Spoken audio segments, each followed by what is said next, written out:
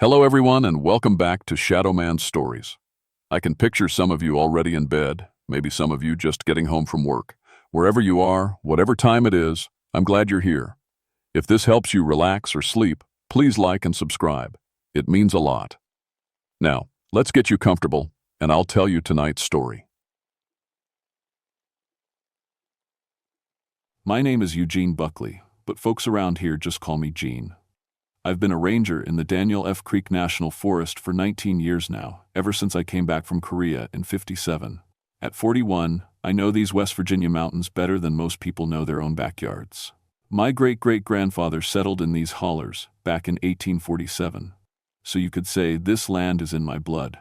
Martha always jokes that I married the forest first and her second. She's not wrong. These 847 square miles of wilderness are my responsibility, and I take that seriously. I've got 2 daughters, ages 16 and 14, and I want this place to stay wild and safe for their children someday. People around here love to tell stories about things that go bump in the night. Boogers, they call them, creatures that live in the deep woods where normal folks don't go. My Cherokee grandfather used to fill my head with tales about spirits that guard sacred places. I listened politely, but I never believed a word of it. I always figured the old-timers' booger tales were just meant to keep city folks out of our hollers. See, I'm an educated man.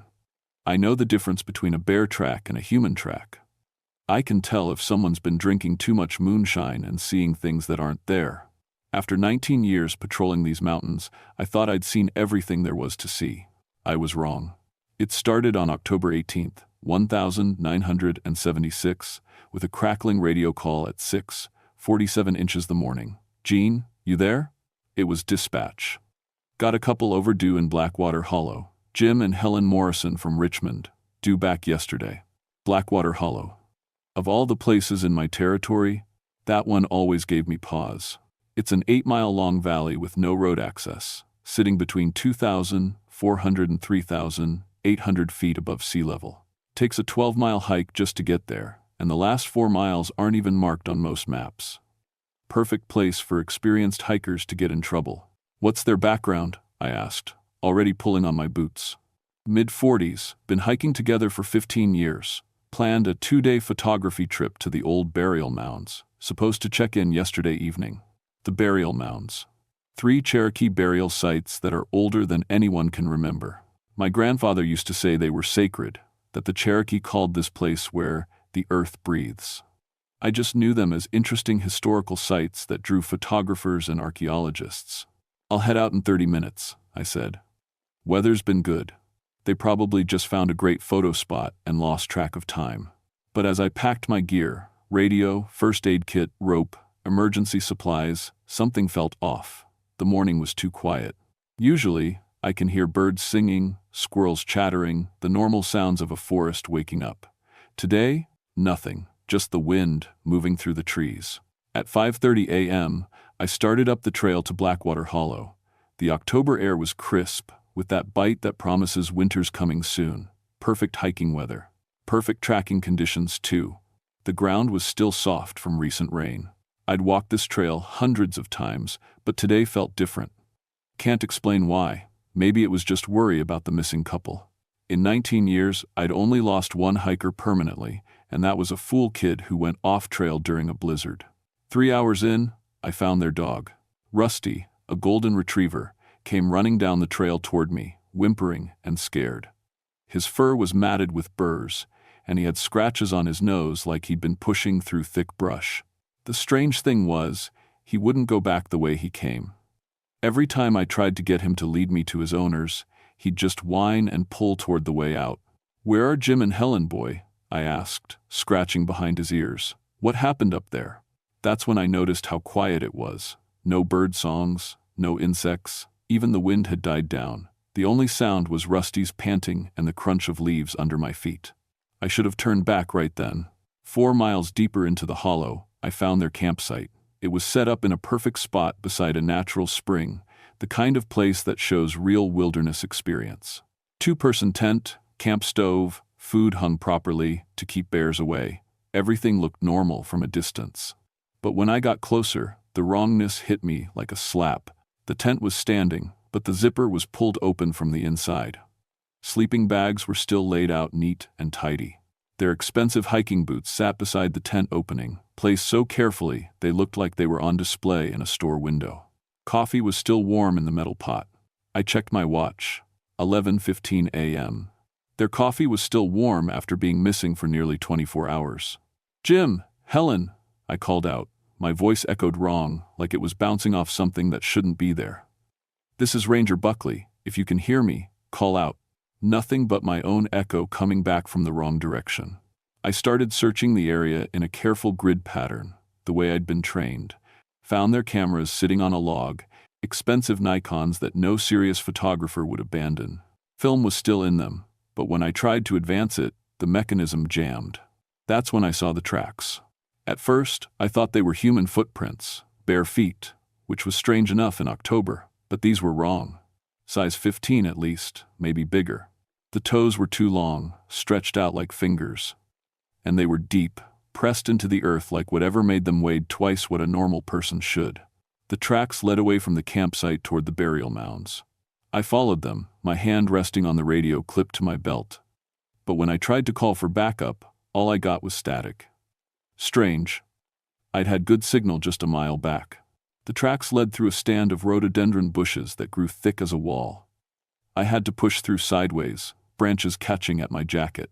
When I came out the other side, I was standing in a small clearing I'd never seen before. And I'd been patrolling this area for 19 years. In the center of the clearing sat a circle of stones. Not Cherokee work. This was older, cruder. The stones were arranged around a patch of earth that looked freshly turned, like something had been digging up from underneath. Jim and Helen's hiking boots sat in the exact center of the circle. That's when the smell hit me. Sulfur, like rotten eggs, but underneath it something else, something organic and wrong, like meat that's been left out too long. I picked up one of the boots. Still warm. "This is impossible," I said out loud, just to hear a human voice in that awful quiet place. People don't just vanish. But even as I said it, I was backing away from those stones. Every instinct I developed in 19 years of wilderness work was screaming at me to get out now. I made it maybe 50 yards before I heard it.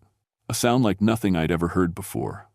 Low and rumbling, like a landslide starting, but with something almost like music in it. It seemed to come from underground, vibrating up through the soles of my boots. And then something answered it from the ridge above me. I looked up and saw a shape moving through the trees.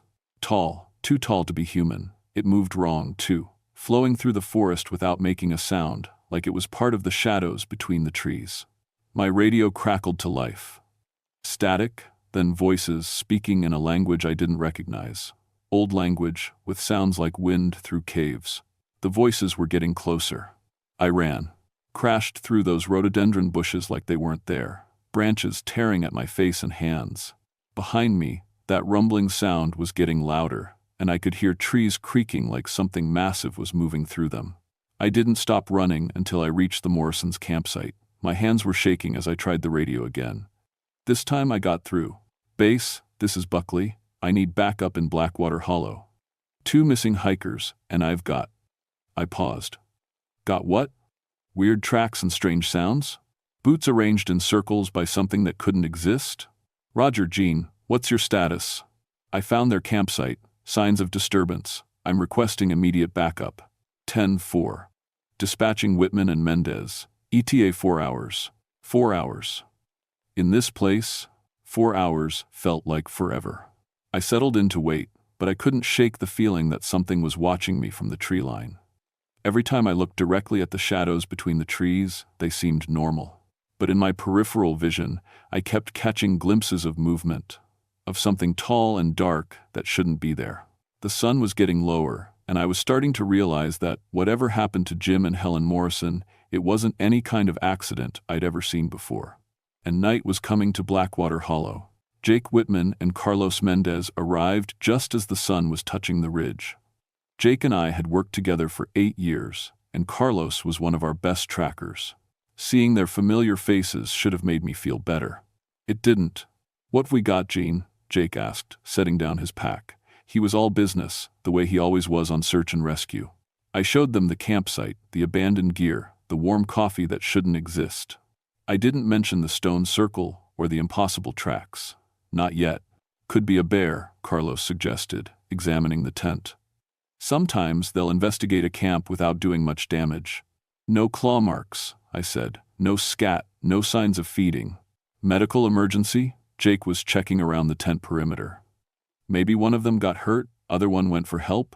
I wanted to agree with him, wanted it to be something normal, something we could handle with standard procedures. But then Carlos called out from the tree line. "Gene, you need to see this." He was kneeling beside a tree, about 30 yards from camp. The bark had been stripped away in long gouges, starting about 4 feet off the ground and going up to 12 feet. The marks were too regular to be from a bear, too deep to be from any normal animal. "What kind of claws do this?" Carlos asked. Before I could answer, Jake's radio crackled. "Base, this is Whitman. We're going to need a K9 unit out here. And maybe contact the state police." "Negative on the K9, came the reply. "Dogs won't work in that area. Every unit we've brought to Blackwater Hollow refuses to track." Jake and I looked at each other. In 8 years of partnership, I'd never heard of tracking dogs refusing to work. "What do you mean, refuses?" Jake keyed his radio again. "Dogs get about 6 miles up that trail and won't go any further. Whine, try to turn around, sometimes they just lie down and won't move. Happened 3 times in the last 5 years. That's when I told them about the tracks and the stone circle. Carlos went pale when I described the footprints.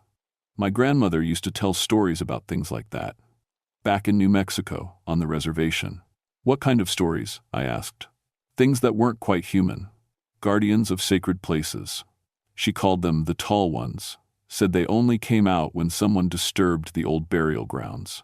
Jake was shaking his head. "Come on, guys, we're talking about missing hikers, not some Indian legend."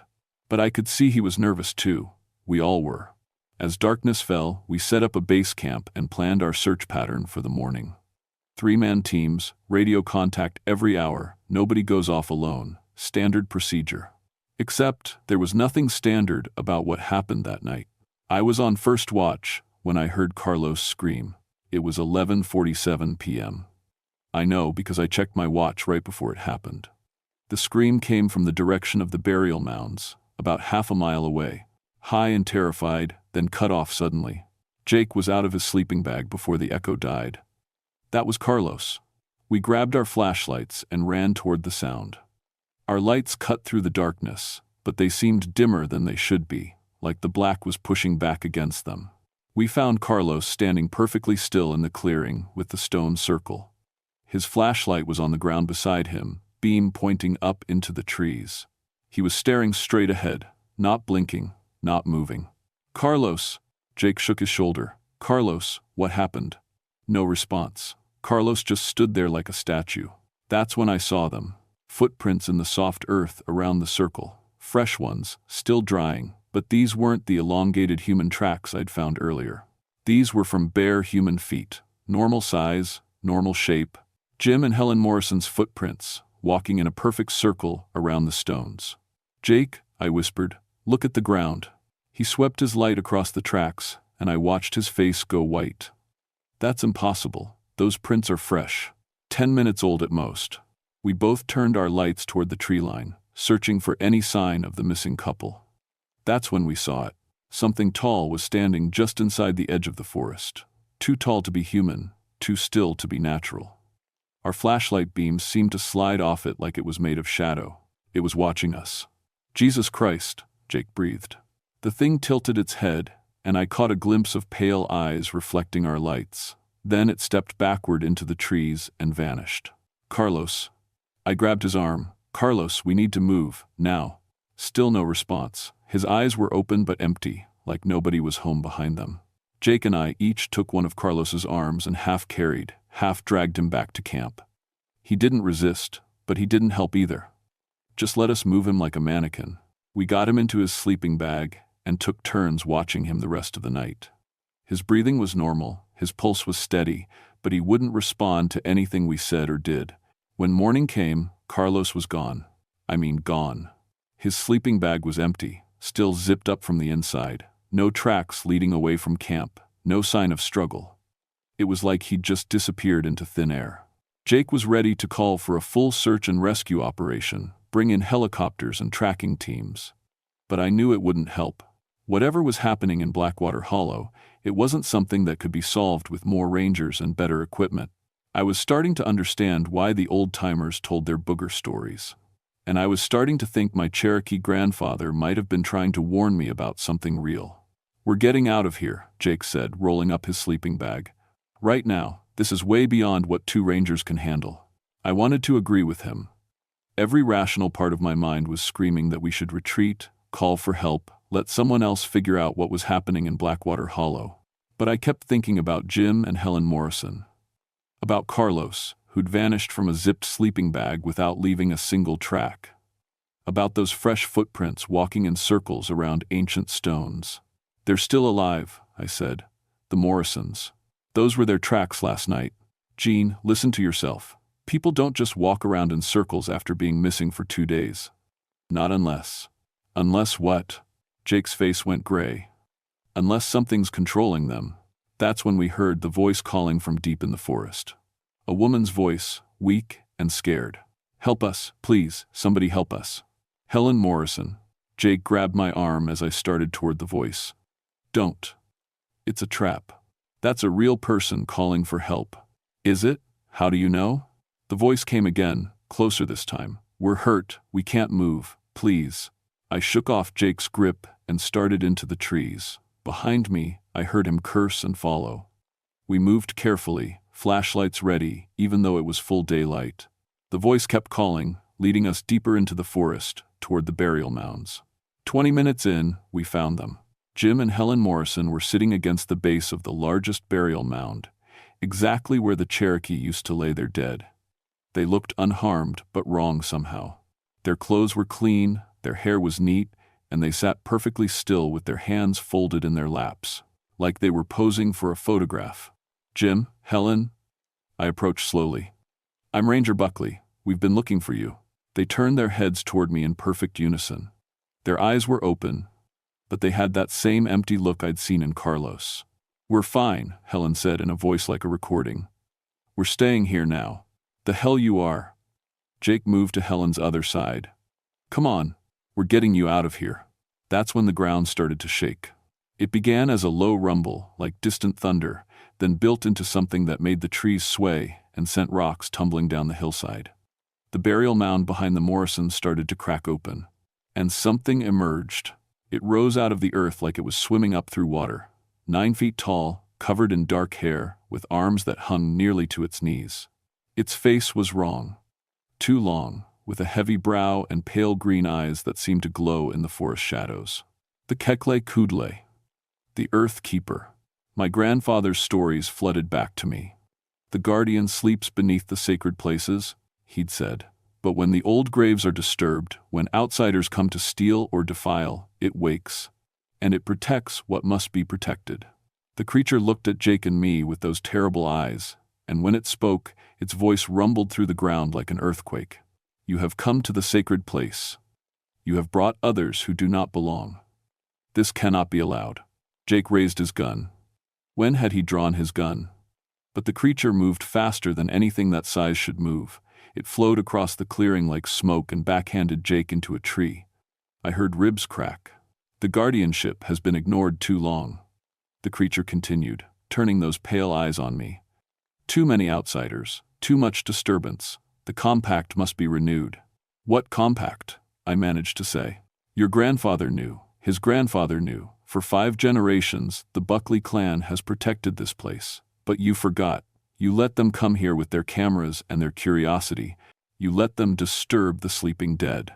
Images flashed through my mind, memories that weren't mine. My great-grandfather standing in this same clearing, making some kind of promise to a creature of shadow and earth. My grandfather leaving offerings at the burial mounds, warning people away from certain areas. "I didn't know," I said. "Now you do." The creature gestured toward Jim and Helen. "They will stay, as the others stayed, as guardians. Unless what? Unless you take your grandfather's place. Become the protector this place needs. Keep the outsiders away from the sacred ground." Jake was trying to get back on his feet, blood running from his mouth. The creature looked at him and shook its massive head. He has seen too much. He cannot leave unchanged. No, I stepped between Jake and the creature. I'll make the deal. I'll be the guardian. But you let him go. Let all of them go. The creature studied me with those ancient eyes. You would bind yourself to this place, guard the sacred ground until death, keep the secret of the sleeping dead? I thought about my daughters, about Martha, about the life I'd be giving up. Then I looked at Jim and Helen sitting like dolls against the burial mound, and at Jake bleeding on the forest floor. I'll do it. The creature nodded slowly. Then let the compact be renewed. It reached out one massive hand and placed it on my forehead. The touch burned like ice and fire at the same time, and I felt something fundamental change inside me. A connection to the earth beneath my feet, an awareness of every living thing in the hollow, and the terrible responsibility of keeping the old secrets safe. It is done, the creature said, and sank back into the earth like it had never been there at all. Jake doesn't remember what happened in Blackwater Hollow. Neither do Jim and Helen Morrison. According to the official report, they suffered from severe hypothermia and temporary confusion. All three were found after a 2-day search, healthy but unable to recall the specifics of their ordeal. Carlos Mendez transferred to a desk job in Charleston. He never talks about his time in the field anymore. I'm still a ranger, still patrol the same territory I've covered for 19 years, but now I'm something else too. I can feel the creature, the Kekla Kudla, sleeping beneath the sacred ground.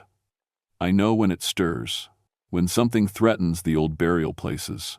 I dream its dreams sometimes, dreams of the Cherokee who first made the compact, of the settlers who learned to respect what they didn't understand. My territory has fewer visitors now. Funny how many people decide to change their hiking plans when I mention the tricky terrain in Blackwater Hollow. How many photographers lose interest when I tell them the lighting isn't good for pictures near the burial mounds. Martha knows something changed in me that October. She doesn't ask questions, but sometimes I catch her watching me with worried eyes. My daughters think I'm just getting older, more protective of my forest. They're not wrong. Last month, a group of archaeology students from the university wanted permits to excavate the burial mounds. Their application got lost in the paperwork. Somehow, these things happen now when they need to happen.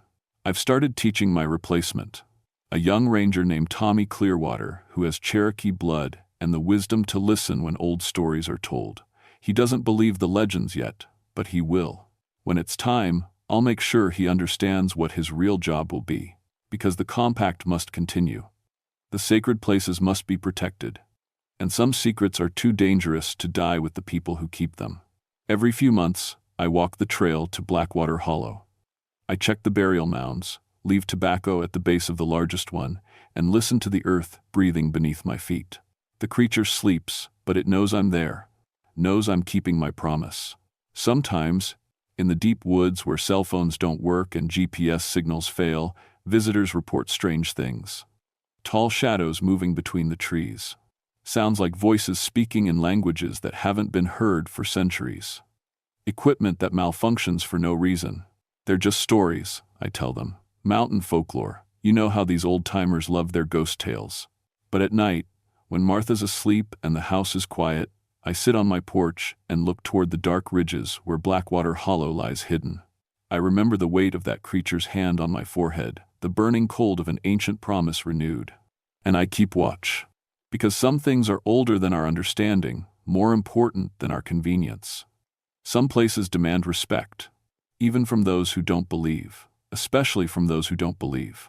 My name is Eugene Buckley, and I'm a ranger in the Daniel F. Creek National Forest. I protect 847 square miles of wilderness from people who might harm it. And I protect people from wilderness that might harm them. That's my job now. That's my burden. That's what it means to be a hollow keeper.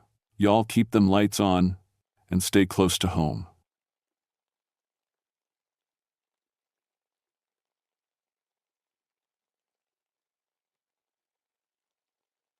My name is Catherine Thornton, but most folks call me Kate. I've been a forest ranger here in Stone Mountain Wilderness for 11 years now, ever since I graduated from Virginia Tech back in '56. I'm the only woman ranger in this whole district, which means I've had to prove myself every single day since I started. People think being a ranger is just about preventing fires and giving directions to lost hikers. But I'm different. I'm a botanist too. I've discovered 3 new plant species in these mountains, and I've got papers published in real science journals. When universities need someone to find rare plants in Virginia, they call me. That's why I wasn't surprised when Professor Williams from the University of Virginia called me that sweltering July morning in 1968. The thermometer on my cabin porch read 93 degrees, and it wasn't even noon yet. We hadn't seen rain in 6 weeks. "Kate," he said, his voice crackling through the phone, "we need your help with something urgent. There's been a reported sighting of ghost orchids in your area." I nearly dropped the phone. Ghost orchids were supposed to be extinct in Virginia. Finding even one would be the discovery of a lifetime. "Where?" I asked. "Lost Creek Valley. I know it's restricted territory, but this could change everything we know about plant survival in drought conditions." Lost Creek Valley. I felt my stomach tighten. That was the one place my daddy always warned me never to go alone. The one place where his grandmother, my great-grandmother, used to tell stories about the pale ones who lived in hidden places. But I'm an educated woman. I have a master's degree in botany. I don't believe in mountain superstitions. "The flowering period only lasts 3 days, Professor Williams continued. "If we're going to document this, you need to get there tomorrow." After I hung up, I sat on my porch looking out at the mountains. The heat was making everything shimmer like it was underwater. Daddy came out from inside, moving slow on account of his bad hip. "You got that look," he said, settling into his rocking chair. "What's got you thinking so hard?"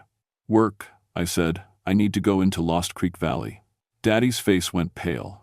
At 68 years old, he'd lived through the Depression, 2 wars, and the worst drought anyone could remember. But I'd never seen him look scared until that moment. "Katie," he said, using the name he called me when I was little, "that ain't a place for the living." "Daddy, please, not you too." I stood up, frustrated. "You know better. You're an educated man. You taught school for 40 years. Education don't mean you know everything," he said quietly. "My grandmother told me things about that valley, things her grandmother told her." "Stories," I said, "just old mountain stories." But that night, as I packed my gear, plant presses, specimen containers, camping equipment for 3 days, I couldn't shake the feeling that something was watching me from the dark woods beyond my cabin. I told myself it was just nerves, just the heat making me jumpy. I should have listened to Daddy. The next morning, I drove as far as the old logging road would take me, then strapped on my pack and started hiking. The forest felt wrong from the very beginning, but I couldn't put my finger on why. The trees were too green for a drought this severe. There should have been brown leaves, stressed bark, signs that the plants were struggling. Instead, everything looked healthy. Almost too healthy. And it was quiet. No birds singing, no insects buzzing, no squirrels chattering, just my boots crunching on the forest floor and the sound of my own breathing. I checked my compass and frowned. The needle was pointing 15 degrees off where it should be. I tapped it, thinking maybe the heat had affected the mechanism, but it didn't change. By noon, I'd hiked 5 miles into territory that officially didn't exist on any current maps. The old survey maps from the 1922 showed settlements here, but the government records said the area had been abandoned since then. That's when I found the first stone foundation. It was hidden under a thick growth of mountain laurel, but the stones were fitted together too perfectly to be natural. I pushed through the bushes and found myself standing in what had once been someone's front yard. The house was gone, but the foundation was intact. A hand-dug well sat nearby, and when I dropped a pebble into it, I heard it splash. Impossible. Every well for 50 miles was bone dry. I pulled out my camera to document the find, but when I looked through the viewfinder, something moved in the background. Just a flash of white, like someone wearing a pale dress. But when I lowered the camera, nothing was there. I told myself it was just the heat playing tricks on my eyes. I was wrong about that too. I set up my camp in what had once been the settlement's main square. 3 more stone foundations surrounded a central area where the earth was packed hard, like people had walked on it for generations. But according to the official records, no one had lived here for 45 years. As I unpacked my gear, I kept noticing things that didn't make sense. Footprints in the soft earth around the well, bare feet, like someone had been walking there recently. But the prints led to a stone wall and just stopped, like whoever made them had walked straight through solid rock. I took out my field notebook to document everything, but when I tried to write, my pen wouldn't work. The ink was fine that morning, but now it came out in weird watery streaks that didn't look like letters at all. The sun was getting low, casting long shadows between the trees. I decided to explore a bit more before dark, following what looked like an old path deeper into the valley. That's when I heard the voices. At first, I thought it was just wind in the trees, but as I got closer to another ruined building, I could make out actual words. The problem was, I couldn't understand the language. It sounded old-fashioned, with some words that might have been English mixed with something else entirely. I crept closer to what had been a large house, much bigger than the others. The stone foundation was complete, and I could see where rooms had been divided. But it was the voices that made my skin crawl. They were coming from inside the foundation, where there was nothing but empty space and weeds. A woman's voice, soft and sad. A man answering in the same strange language. And underneath it all, the sound of children playing. I grabbed my camera and crept to the edge of the foundation. Through the viewfinder, I could see them. A woman in a long white dress, sitting on what should have been empty air but looked like a porch to her. Her skin was pale olive, and her dark hair was braided down her back. She was beautiful, but there was something about her that made me think of old portraits, like she belonged to another time. A man sat beside her, wearing suspenders and work clothes that looked like they came from the 1922. 3 children played in the yard that I could see was empty when I wasn't looking through the camera. I pressed the shutter button. The flash went off, and suddenly everything was silent. The woman turned and looked directly at me. Her eyes were the darkest brown I'd ever seen, and when our gazes met, I felt like she was looking right through me to something behind me. She said something in that strange language, and I heard footsteps all around the foundation. Lots of footsteps. But when I spun around, I was still alone. I ran back to my camp as fast as I could, my heart hammering in my chest. That night, I tried to radio for help, but something was wrong with the equipment. Instead of static or the base station, I kept picking up voices speaking that same unfamiliar language. And music, sad, haunting melodies that didn't sound like anything I'd ever heard on the radio. I barely slept. Every time I dozed off, I'd hear footsteps circling my tent. Soft footsteps, like people walking barefoot on the packed earth. When morning came, I found my camera on the picnic table outside my tent. I knew I'd brought it inside with me, but there it was, sitting in the open air. The film counter showed I'd used the whole roll, but I only remembered taking 3 pictures. I should have packed up and left right then. Instead, I decided to look for the orchids. That's what I'd come here for, after all. I was a scientist. I had a job to do. I followed what looked like an old garden path behind the largest foundation. The plants here were incredible, species that shouldn't grow together, flowers that shouldn't bloom in this season. And there, growing in a spot where the morning light filtered through the trees just right, I found them. Ghost orchids, dozens of them. They were even more beautiful than I'd imagined, their white petals almost glowing in the dim forest light. I'd found the discovery of a lifetime. But as I knelt down to examine them closer, I noticed something that made my blood run cold. They were growing in a perfect circle around what looked like a grave. And carved into the simple stone marker, in letters so worn I could barely read them, was a name, Mahala Gibson, born 1878, murdered 1923. The orchids weren't just growing randomly. They were planted there, tended, cared for, by someone who should have been dead for 45 years. That's when I heard the woman's voice again, right behind me. "You came back," she said in perfect English, just like she said you would. I turned around slowly, my hands shaking as I gripped my camera. The woman from the day before stood about 10 feet away. But now I could see her clearly without the camera.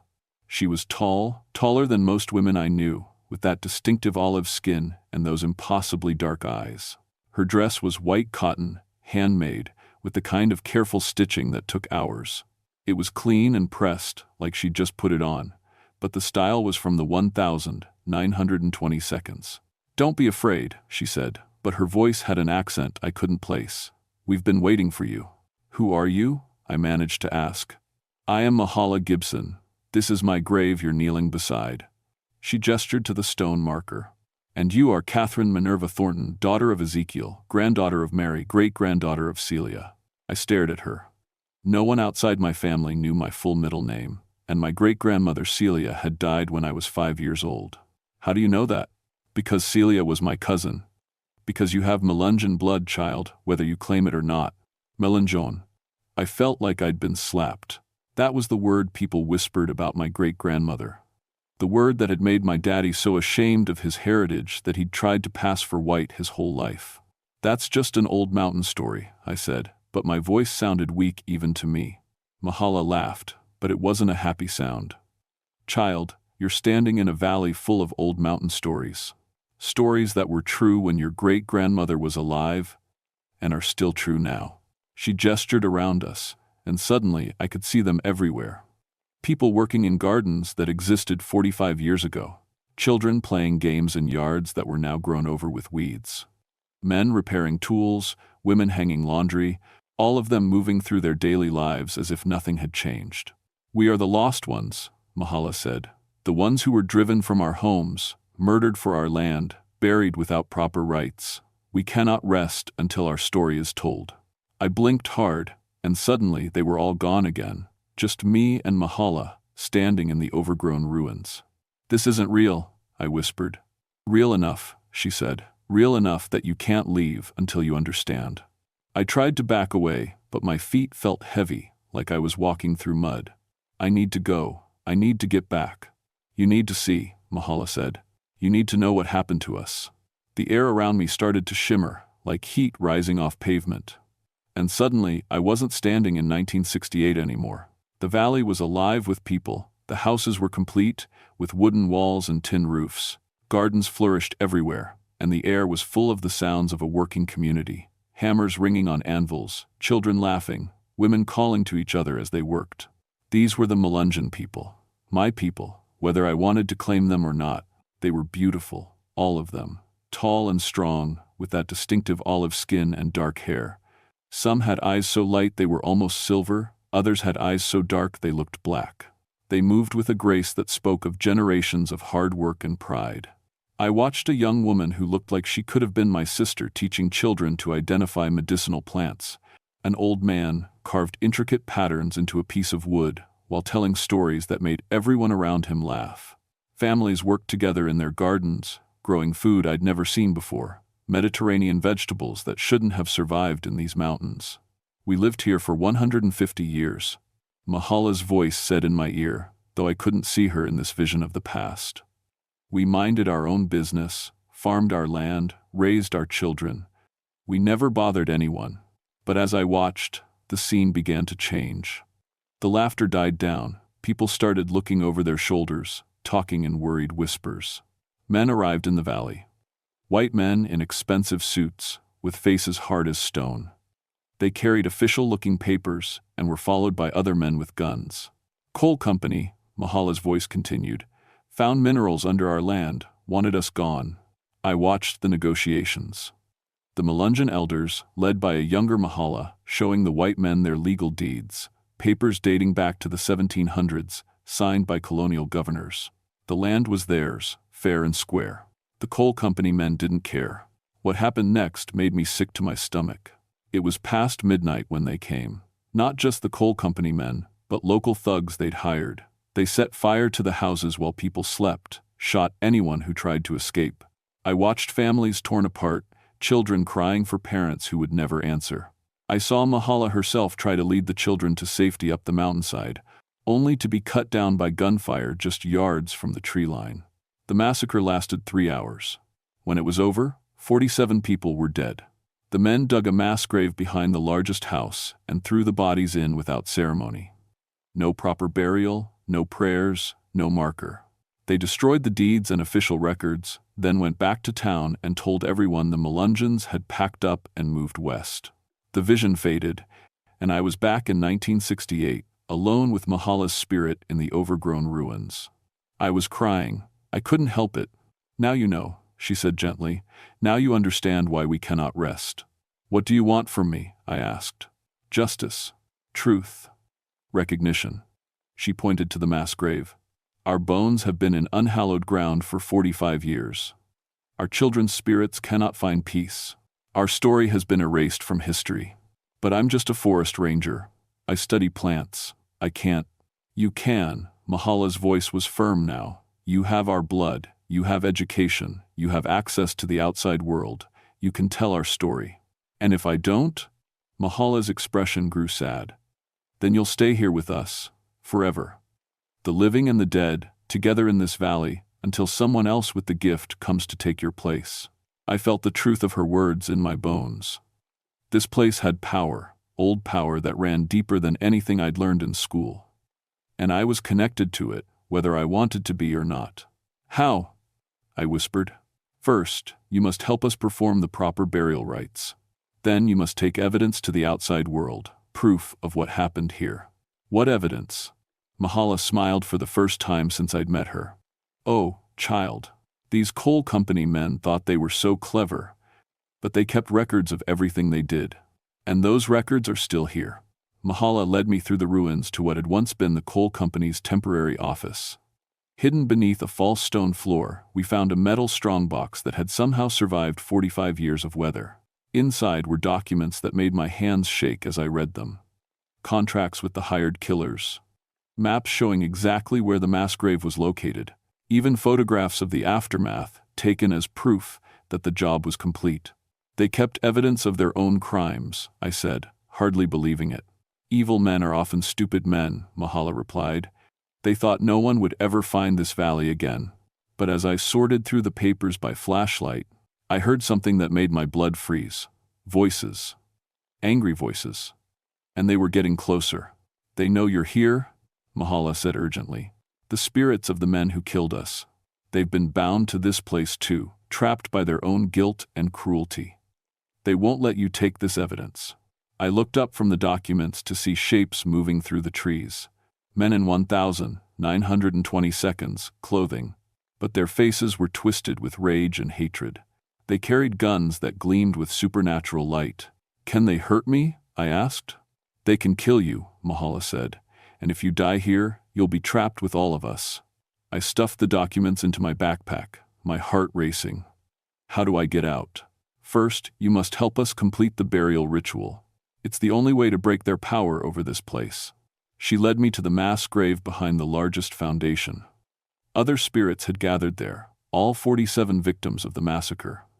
Men, women, children, grandparents. They stood in a circle around the unmarked ground, their faces solemn. Do you know the old words? Mahala asked. I thought of my great-grandmother Celia, the woman my father had been so ashamed of. But suddenly I remembered things she'd taught me when I was little. Words in that strange language I'd been hearing. Prayers and rituals she'd made me memorize, even though my parents disapproved. I remember some of it, I said. That will have to be enough.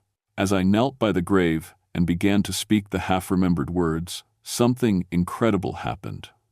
The spirits of the murder victims began to glow with soft, white light. Peace settled over their faces for the first time in 45 years. But the killer's spirits weren't going to let this happen without a fight. They emerged from the forest like a nightmare, screaming curses in English and other languages.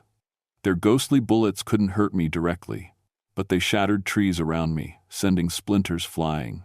Keep going, Mahala shouted over the chaos. Don't stop the ritual. I continued chanting, even as dead branches crashed down around me. The words came easier now, like my great-grandmother was speaking through me. I understood what I was saying, prayers for the dead, blessings for their journey to the afterlife, curses on those who had harmed the innocent. The light around the Melungeon spirits grew brighter. One by one, they began to fade away, finally free to move on to whatever came after death. But as they disappeared, the killer spirits became more desperate, more violent. The largest of them, a man with a coal company badge on his shirt, materialized directly in front of me. His ghostly hands reached for my throat. You don't belong here, he screamed. This land belongs to us. That's when I understood something crucial. I did belong here. This was my ancestral land, my people's place. And I had every right to reclaim it. No, I said, standing up and meeting his ghostly glare. This land belongs to them, and to their descendants, to me. I spoke the final words of the burial prayer in a voice that didn't sound like my own. It was stronger, older, carrying the authority of generations. The killer spirits let out a collective howl of rage and vanished like smoke in the wind. Mahala was the last to go. As the dawn light began filtering through the trees, she looked at me with gratitude and something like pride. "Thank you," she said simply. "Now take our story to the world. Make sure we're remembered." "I will," I promised. "And Kate," she was already starting to fade, "be proud of who you are. Your great-grandmother would be." Then she was gone, and I was alone in the ruins with a backpack full of evidence and a head full of memories I'd carry for the rest of my life. It took me 6 hours to hike out of Lost Creek Valley. My radio started working again as soon as I cleared the ridgeline, and I called for backup to help me document the gravesite properly. The official investigation took 3 months. The documents I'd found were authenticated by historians at 3 different universities. The mass grave was excavated with all the dignity and care the victims had been denied in 1923. The coal company no longer existed, but their legal successors were forced to pay damages to the descendants of the murdered families. The land was officially returned to the Melungeon community, and a proper memorial was erected in the valley. I submitted my report about the ghost orchids to Professor Williams, but I never told him how I'd really found them. Some truths are too strange for academic journals. My career took some hits, though. Other rangers started calling me unreliable because I'd begun reporting on other supernatural sights I encountered in the mountains. I was passed over for promotions, reassigned to less important territories. I didn't care. I'd found something more valuable than career advancement. I'd found my heritage, my identity, my connection to something larger than myself. My father and I had long talks after I returned from Lost Creek Valley. He told me stories about our family that he'd kept hidden for 60 years, ashamed of what he thought made us different. Now he seemed proud to share them.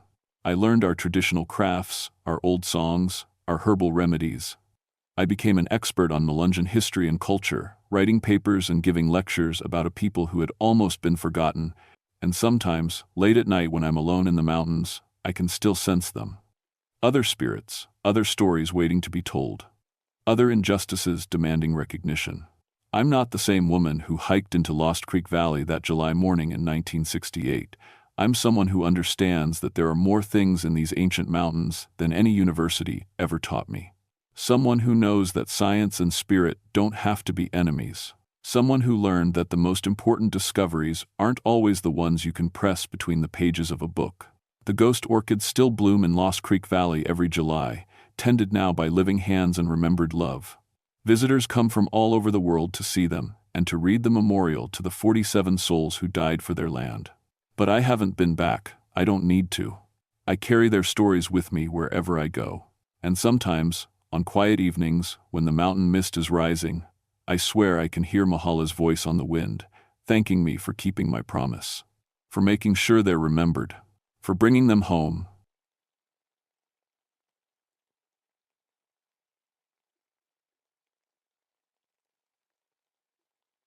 My name is Rebecca Rose Fairchild, but everyone calls me Becky. I've been a park ranger in the Great Smoky Mountains for 16 years now, and I've seen things that would make most people pack up and move to the city. But what happened on Halloween night in 1987 changed everything I thought I knew about the world. I started working for the National Park Service when I was 19, right out of high school. While other girls my age were getting married and having babies, I was learning wilderness medicine and technical climbing. The mountains called to me in a way I couldn't explain. My great-grandmother used to say I had mountain blood, but I never paid much attention to her old stories. Great-grandmother Atsila died when I was 17. She used to try to teach me about plants and healing, but I was too busy studying for my EMT certification to listen. I wanted to be a real doctor, not some old mountain woman mixing up weeds and mumbling prayers. Modern medicine was the future, not those dusty old superstitions. By 1987, I had become the only ranger certified for high-altitude technical rescues in our section of the park. I covered over 1,000 square miles of wilderness, from the tourist trails down low to the remote peaks where hardly anyone ever went. Up there, above 4,500 feet, your radio doesn't work and helicopters can't fly if the weather turns bad. When something goes wrong in that country, you're on your own. The Cataract Falls area was my specialty. It's a tough place to reach. 18 miles from the nearest trail, requiring technical climbing gear and at least 2 days of hiking. Most people never see it. The few who make it up there find waterfalls that seem to pour out of solid rock and caves that go back into the mountain farther than anyone has ever explored. What most visitors don't know is that the high country is full of Cherokee sacred sites. Burial caves, medicine springs, ceremonial grounds. The Cherokee people lived in these mountains for thousands of years before the government forced them out in 1838. Some families hid in the most remote areas and never left. My great-grandmother was one of their descendants, though she never talked much about it. October in the mountains is beautiful but dangerous. The weather can change from sunny and warm to snowing and freezing in just a few hours. That particular October had been colder than usual. By the end of the month, we were getting our first real snowfall of the season, and the temperature was dropping into the 20s at night. I remember that Halloween morning clearly. I was checking my equipment at the ranger station when the radio crackled to life. A research team from the university hadn't checked in when they were supposed to. 4 graduate students, led by Dr. James Morrison, an ethnobotanist studying Cherokee plant medicine. They were supposed to radio in every evening at 6 o'clock, but we hadn't heard from them in 2 days. The last known location was the Cataract Falls area, near some old Cherokee burial caves. Dr. Morrison had the proper permits to conduct his research, but something in my gut told me this wasn't going to be a simple rescue. The weather report was calling for a major storm system to move in that night, which would make helicopter evacuation impossible for at least 3 days. I packed my gear carefully: advanced first aid supplies, trauma equipment, emergency medications, technical climbing hardware, and enough food for a week. My medical training had taught me to prepare for anything, but as I loaded my backpack that morning, I kept thinking about something my great-grandmother used to say. Some knowledge can only be learned when you're ready to lose everything you thought you knew. The hike up to Cataract Falls normally takes me about 6 hours, but with the snow starting to fall and my heavy pack, it would be closer to 8. I started up the trail as the first flakes began to drift down through the trees, thinking this would be just another rescue mission. I had no idea I was walking toward a confrontation with powers I'd spent my whole adult life denying existed. The first sign that something was wrong came about halfway up the mountain. I was following Hazel Creek when I noticed the plants. It was late October, almost November, but I was seeing spring flowers blooming in the snow. Trout lilies and bloodroot, plants that should have been dead and buried until March. Not just a few scattered blooms, but whole patches of them, glowing white and yellow against the dark mountain soil. I stopped and knelt down to examine them more closely. The flowers were real enough. I could smell their sweet scent and feel their delicate petals. But this was impossible. These plants had specific growing seasons, and no amount of climate change could explain spring flowers blooming in a snowstorm. My scientific training kicked in. Maybe the research team had brought seeds with them for some kind of experiment. But as I looked closer, I could see that these weren't newly planted. The root systems were deep and old, like they'd been growing here for years. I radioed back to headquarters to report the strange plant growth, but all I got was static. That was normal, this high up, so I made a note in my log and kept climbing. But the feeling that something was off kept growing stronger. The next weird thing was the animals. Every woodland creature I encountered seemed to be carrying something in its mouth. A squirrel ran past me with a mouthful of what looked like ginseng root. A raccoon family was gathering what I could swear was golden seal. Even the birds were acting strange, flying in patterns I'd never seen before, like they were performing some kind of ceremony. When I reached about 4,800 feet, my equipment started acting up. My digital thermometer was giving readings that made no sense. 85 degrees 1 minute, 32 degrees the next, sometimes changing even as I watched. My compass needle spun wildly instead of pointing north. Even my watch seemed to be running slow.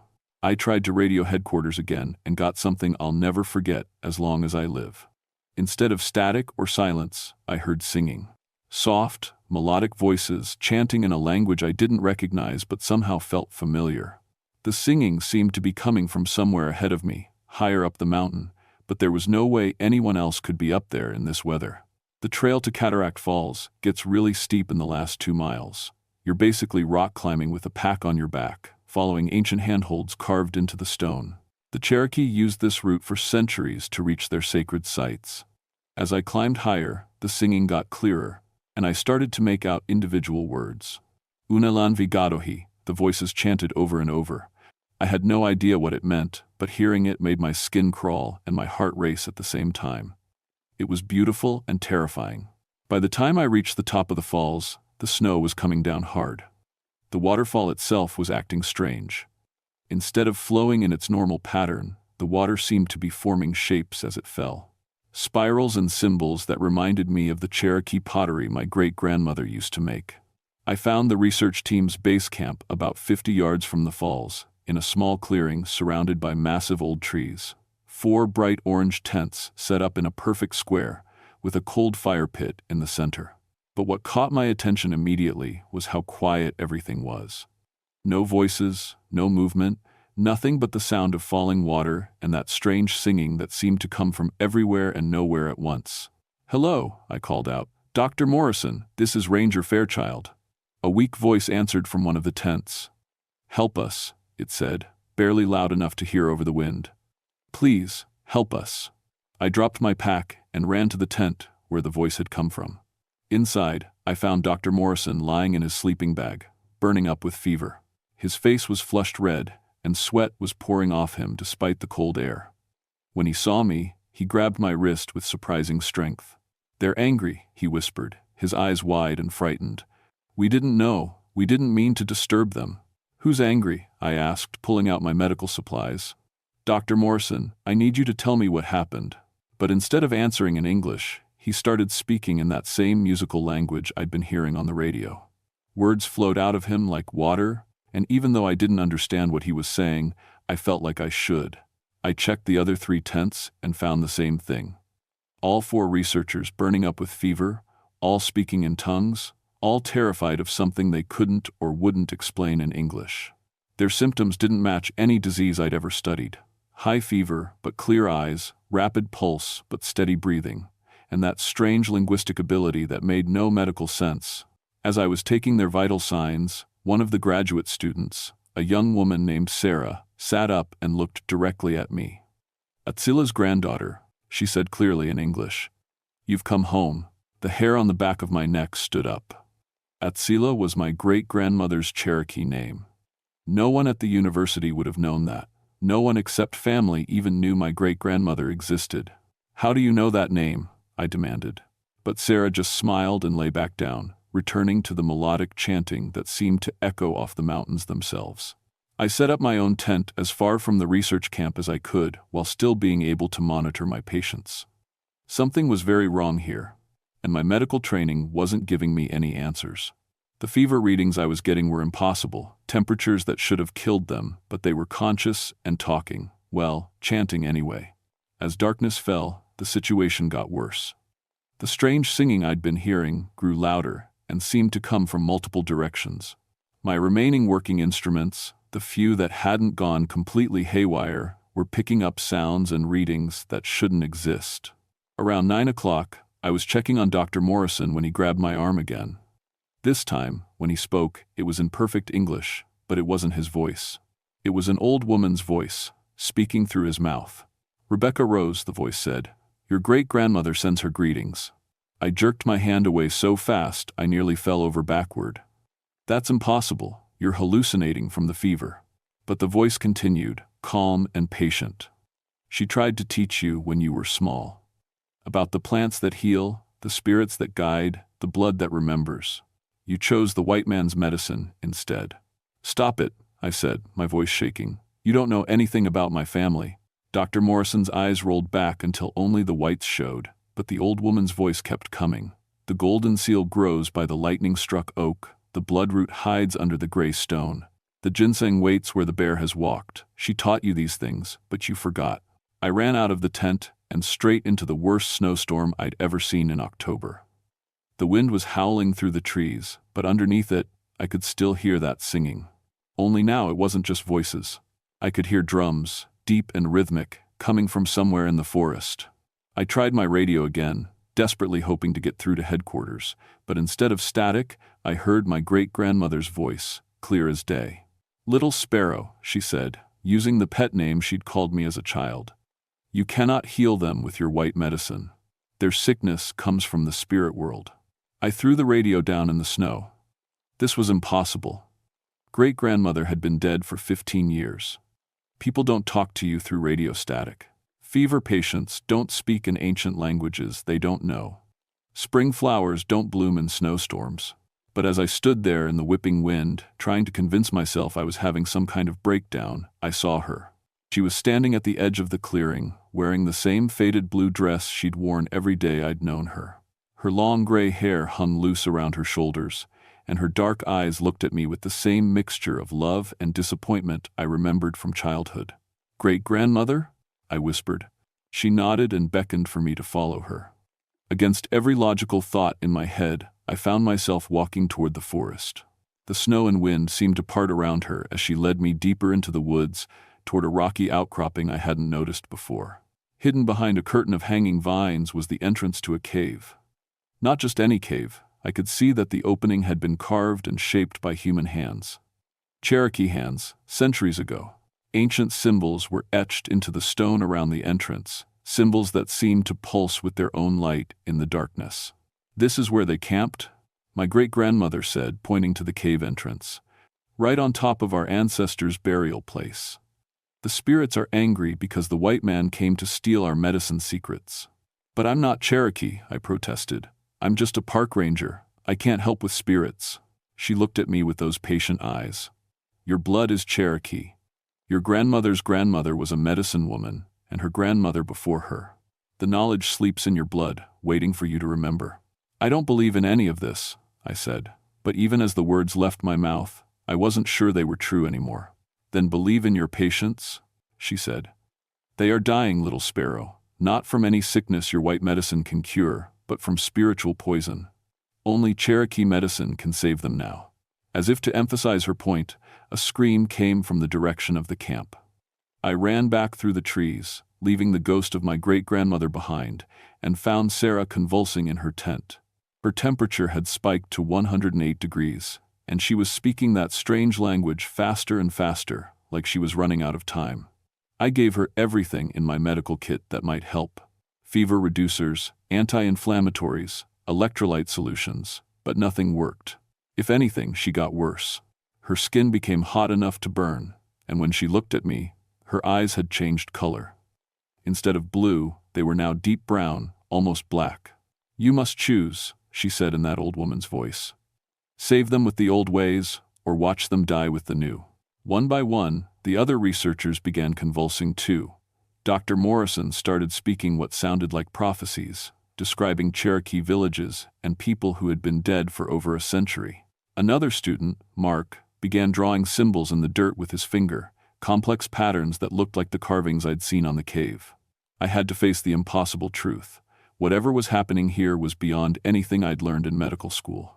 These people were going to die unless I did something completely against my training, my beliefs, and my understanding of reality. I had to choose between the medicine I'd trusted my whole career and the heritage I'd spent my life rejecting. As the wind howled around our camp and the spirits of my ancestors sang in the darkness, I realized that my great-grandmother had been trying to prepare me for this moment my entire life. At midnight on Halloween night, as the Cherokee singing reached a crescendo that seemed to make the mountains themselves vibrate, I made my choice. I couldn't watch these people die, while I clung to my stubborn refusal to believe in something bigger than what I'd learned in textbooks. I followed the pull I felt toward the burial cave, carrying my medical bag and a flashlight that flickered strangely in the supernatural atmosphere. The entrance to the cave was exactly where I'd seen it with my great-grandmother, though I'd half convinced myself I'd imagined the whole encounter. Inside, the cave opened into a large chamber carved with Cherokee symbols and paintings that seemed to move in my flashlight beam. At the center of the chamber was a circle of stones surrounding a natural spring that bubbled up from deep underground. The water was crystal clear and warm, despite the freezing air outside. But what took my breath away were the Cherokee people standing around the spring. There were dozens of them, men and women of all ages, wearing traditional clothing from different time periods. Some looked like they were from the 1800s, others much older. They were translucent, like looking through colored glass, but they were definitely there. I could see their expressions, hear their quiet conversations, smell the sage and sweetgrass that seemed to surround them. My great-grandmother stepped forward from the group and spoke to me in Cherokee. Somehow, I understood every word. "Welcome home, little sparrow. You have finally come to learn what your blood has always known." "I don't know how to help them," I said, surprised that I was speaking Cherokee back to her. "I only know white man's medicine." "We will teach you," she said. "But first, you must accept who you are." The other spirits began to move around the chamber, and I realized they were preparing for a ceremony. Some gathered plants that grew around the spring, plants I recognized as powerful healing herbs, but growing in impossible abundance. Others arranged stones and lit a fire that burned without fuel, filling the cave with sweet smoke. "Your patience disturbed our burial place, seeking to steal our knowledge," my great-grandmother explained. "The spirits of the wronged dead have poisoned them with the sickness of greed. Only a true Cherokee healer can remove this poison." "But I'm not a healer," I protested. "I'm just a park ranger." "You are Atzila's great-granddaughter. You are the daughter of medicine, women stretching back 20 generations. The knowledge is in your blood, sleeping, waiting for you to wake it up." She led me to the spring and instructed me to place my hands in the warm water. The moment my skin touched the surface, I felt something electric shoot up my arms and spread through my entire body. Images flooded my mind. Generations of Cherokee women gathering plants, mixing medicines, performing healing ceremonies. I saw my great-grandmother as a young woman, secretly treating sick children when the white doctors had given up hope. "The plant spirits will guide you," she said. "Listen with your heart, not your head." Suddenly, I could feel the plants around the spring, like they were living beings with personalities and voices. The golden seal hummed with power against infection. The bloodroot whispered about drawing poison from the body. The ginseng radiated strength and balance. Each plant was eager to help, waiting for someone who could hear their offerings. Working with my ancestors' guidance, I gathered specific plants in precise amounts. But this wasn't just about the physical herbs. Each plant had to be approached with respect, asked for its help, thanked for its sacrifice. The spirits showed me how to prepare them, how to combine them, how to infuse them with intention and prayer. When the medicine was ready, I carried it back to the camp.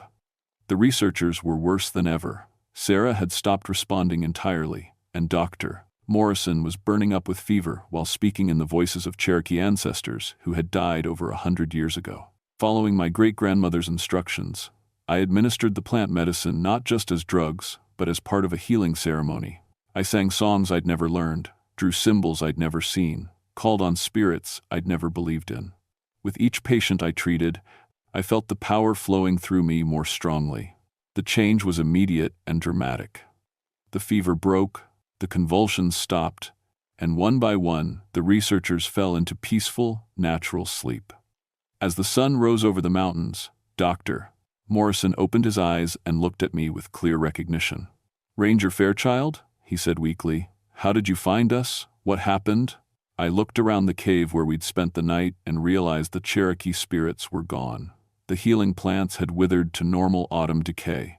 Even the symbols on the walls looked like ordinary rock formations in the morning light. "You had altitude sickness," I lied smoothly. "Combined with exposure and dehydration, I treated you with standard wilderness medicine." But as I helped them pack up their camp to leave, Dr. Morrison pulled me aside. "I remember fragments," he said quietly. "Old voices, ancient ceremonies. And you were different last night. You knew things, did things that aren't in any medical textbook." I met his eyes and saw that some part of him understood what had really happened, even if he couldn't fully believe it. "The mountains hold old knowledge," I said finally. "Sometimes, in emergencies, that knowledge finds a way to help." The helicopter evacuation went smoothly once the weather cleared. Dr. Morrison and his team were taken to the hospital in Knoxville for observation, but they were pronounced completely healthy after a thorough examination. The official report listed their condition as a combination of altitude sickness, dehydration, and mild hypothermia, all of which I had successfully treated using advanced wilderness medicine techniques. No one mentioned the Cherokee voices, the impossible plant growth, or the spirits I'd seen in the burial cave. No one asked how I'd managed to treat 4 critically ill patients by myself with limited supplies in the middle of a snowstorm. The report was filed, The case was closed, and everyone moved on. Everyone except me. In the weeks that followed, I found myself drawn back to the high country again and again. I began studying the Cherokee language seriously for the first time, learning to read and speak the words my great-grandmother had tried to teach me as a child. I researched traditional plant medicine, not just the scientific properties of the herbs, but their spiritual uses as well.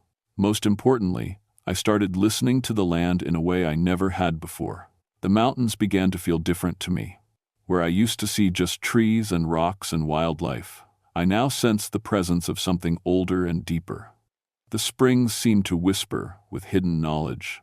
The plants grew in patterns that told stories. The wind carried messages from voices that had been silenced long ago but never truly forgotten. Dr. Morrison published his research on Cherokee plant medicine 6 months later. It became a groundbreaking paper that helped legitimize traditional healing methods in academic circles. He credited our encounter in the mountains as his inspiration, though he never mentioned the supernatural aspects of what had happened. I think some part of him knew the truth but couldn't quite bring himself to believe it. I continued my work as a park ranger, but my approach to wilderness medicine changed completely. I began incorporating traditional plant knowledge into my emergency treatments, always as a supplement to modern medicine, never as a replacement. The results were remarkable. Injuries healed faster, infections cleared up without antibiotics, and patients often reported feeling not just physically better, but spiritually renewed. Other rangers started asking me for advice about treating visitors with plant allergies, altitude sickness, and exposure. I found myself becoming an unofficial expert on alternative wilderness medicine, though I was careful never to claim anything that couldn't be backed up by science. The Cherokee Nation took notice of my work and invited me to participate in their cultural preservation programs. They were working to document and protect traditional knowledge that had almost been lost, and they needed people who understood both the old ways and the new ones. Through this work, I learned that what happened to me that Halloween night wasn't unique. There were other places in the mountains where the spirit world touched the physical world, other situations where traditional healing succeeded where modern medicine failed. I became part of a quiet network of people, doctors, nurses, rangers, and tribal elders, who worked to preserve and protect these ancient ways of healing. But perhaps the most important change was personal. I finally understood what my great-grandmother had been trying to tell me all those years ago. The knowledge in my blood hadn't made me less of a medical professional, it had made me a more complete one. I was no longer just treating symptoms, I was helping to heal the whole person, body and spirit together. Every time I return to the high country now, I can feel my ancestors' presence. They don't appear to me as visibly as they did that night, but they're there, guiding my hands as I gather medicines, whispering advice when I encounter difficult cases, reminding me that some kinds of healing require more than just scientific knowledge. The mountains still hold their secrets, and the spirits still guard their sacred places. But now I'm not just a visitor in their domain.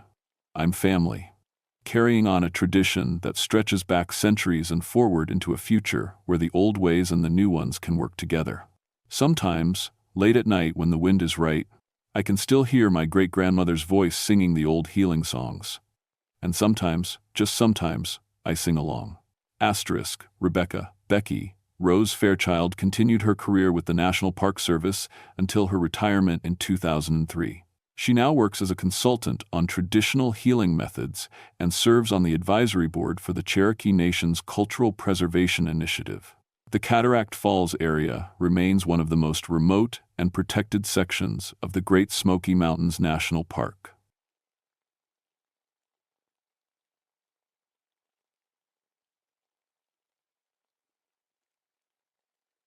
My name is Jefferson McLeod, and I've been a forest ranger for 13 years. Most folks call me Jeff. What I'm about to tell you happened in August of 1974, deep in the Cherokee National Forest in Tennessee. I wish I could say it was just a bad dream, but the scars on my hands tell a different story. I come from moonshine people. 5 generations of my family made illegal whiskey in these mountains. My great-great-grandfather started our first, still back in 1847, and every McLeod man since then kept the tradition alive. Every man except me. When I was 24, I put on a ranger's uniform and swore to uphold the law.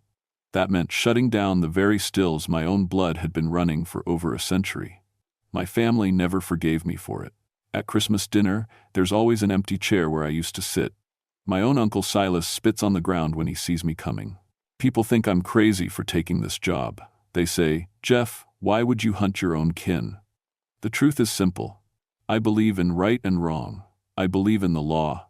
And I never believed in the old stories about something protecting the stills.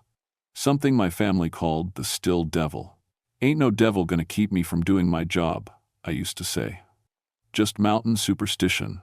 Lord, how wrong I was. The Cherokee National Forest covers 890 square miles of the roughest country God ever made. Most of it is so wild that if you get lost, you might never find your way out.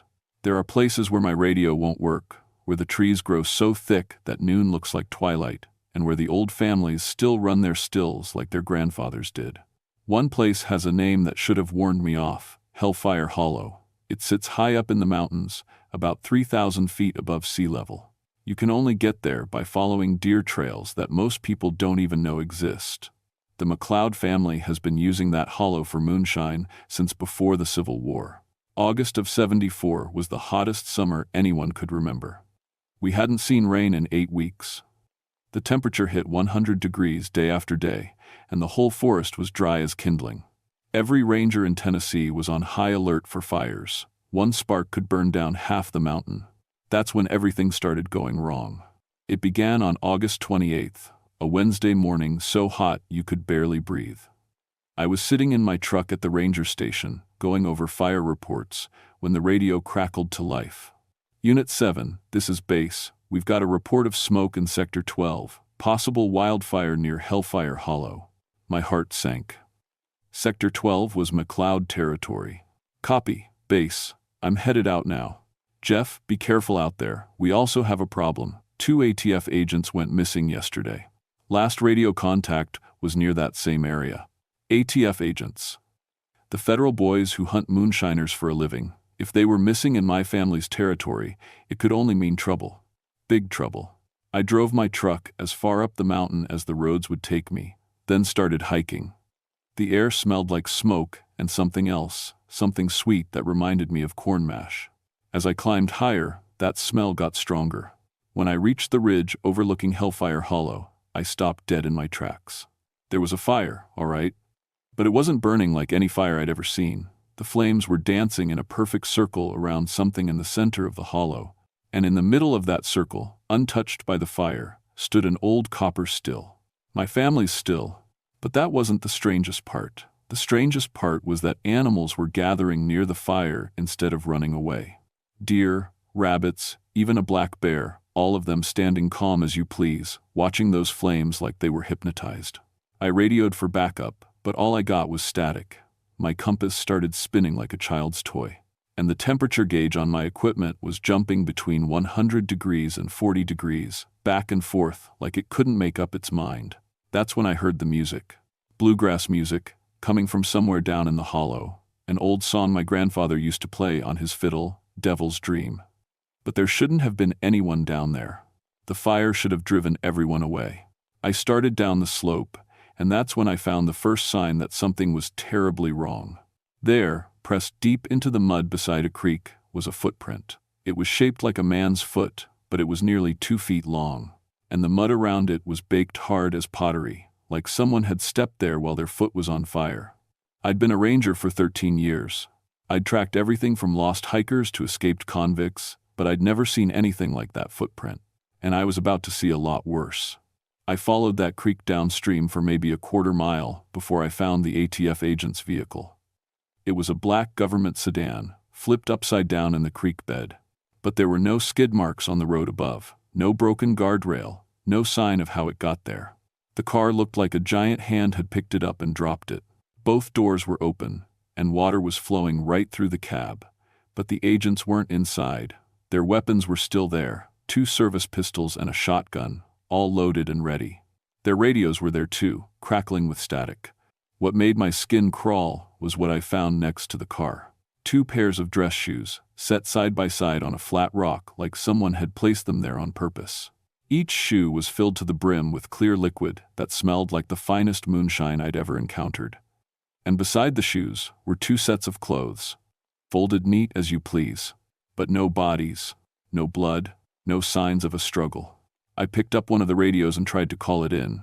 "Base, this is Unit 7. I've found the federal vehicle. Agents are missing, but I need backup up here right now." All I got was that bluegrass music, playing through the radio speaker like it was a regular station. Devil's Dream, over and over again. I tried to start my truck. The engine turned over once, then died. Tried again. Nothing. The battery was fine. The gas tank was full, but that truck wouldn't start. Something didn't want me to leave. I decided to search for the agents on foot. Maybe they'd been thrown from the car and were lying hurt somewhere in the woods. I called their names as I searched, but the only answer was the echo of my own voice bouncing off the mountains. That's when I started noticing other things wrong with the forest. The trees near the still were scorched black, but they weren't burned up. They were still alive, still green underneath the char. It was like something had painted them with fire but hadn't wanted to kill them. The air itself felt wrong. In some spots, it was so hot it hurt to breathe. In others, it was cold enough that I could see my breath. And that sweet smell was getting stronger. Corn mash and alcohol and something else, something that reminded me of sulfur.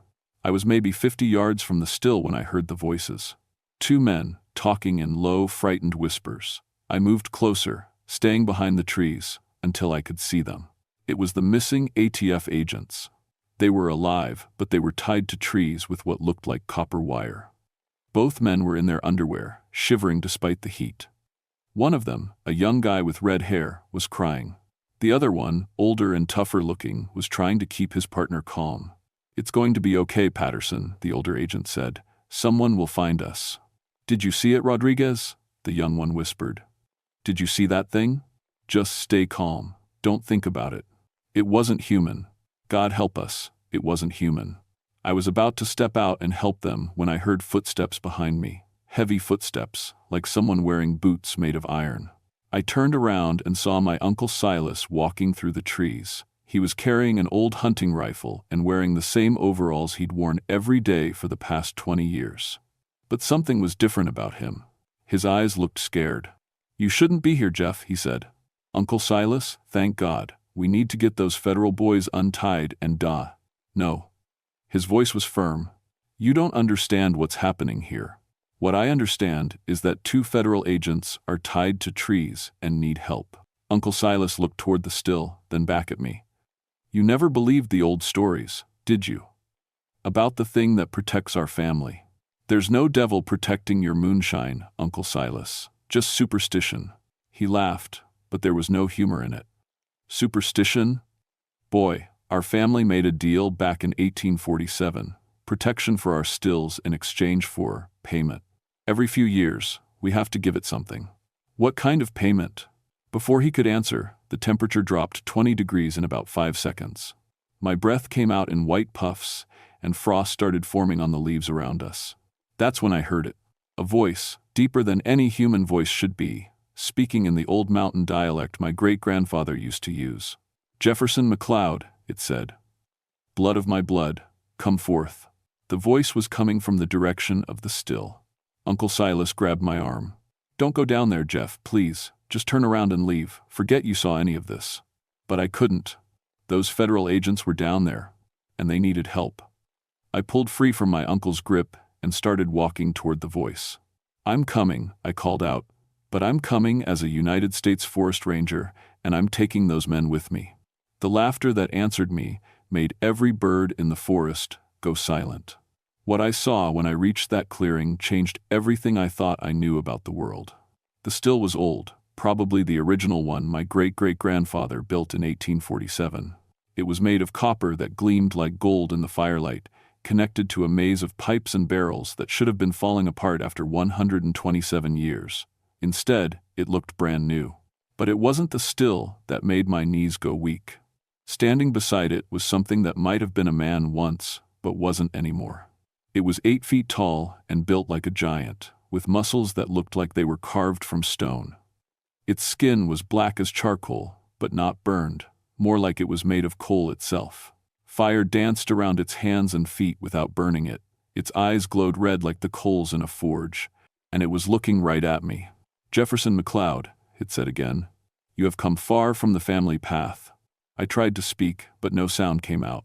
My pistol was in my holster, but my hand wouldn't move to draw it.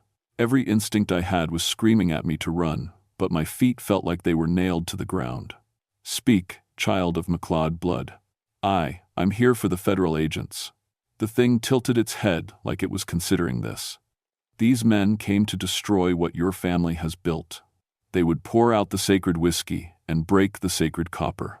Why do you protect them? Because it's my job. Because it's right. Right?" The creature laughed, and when it did, the fire around the still flared up 20 feet high. "Your great-great-grandfather knew what was right.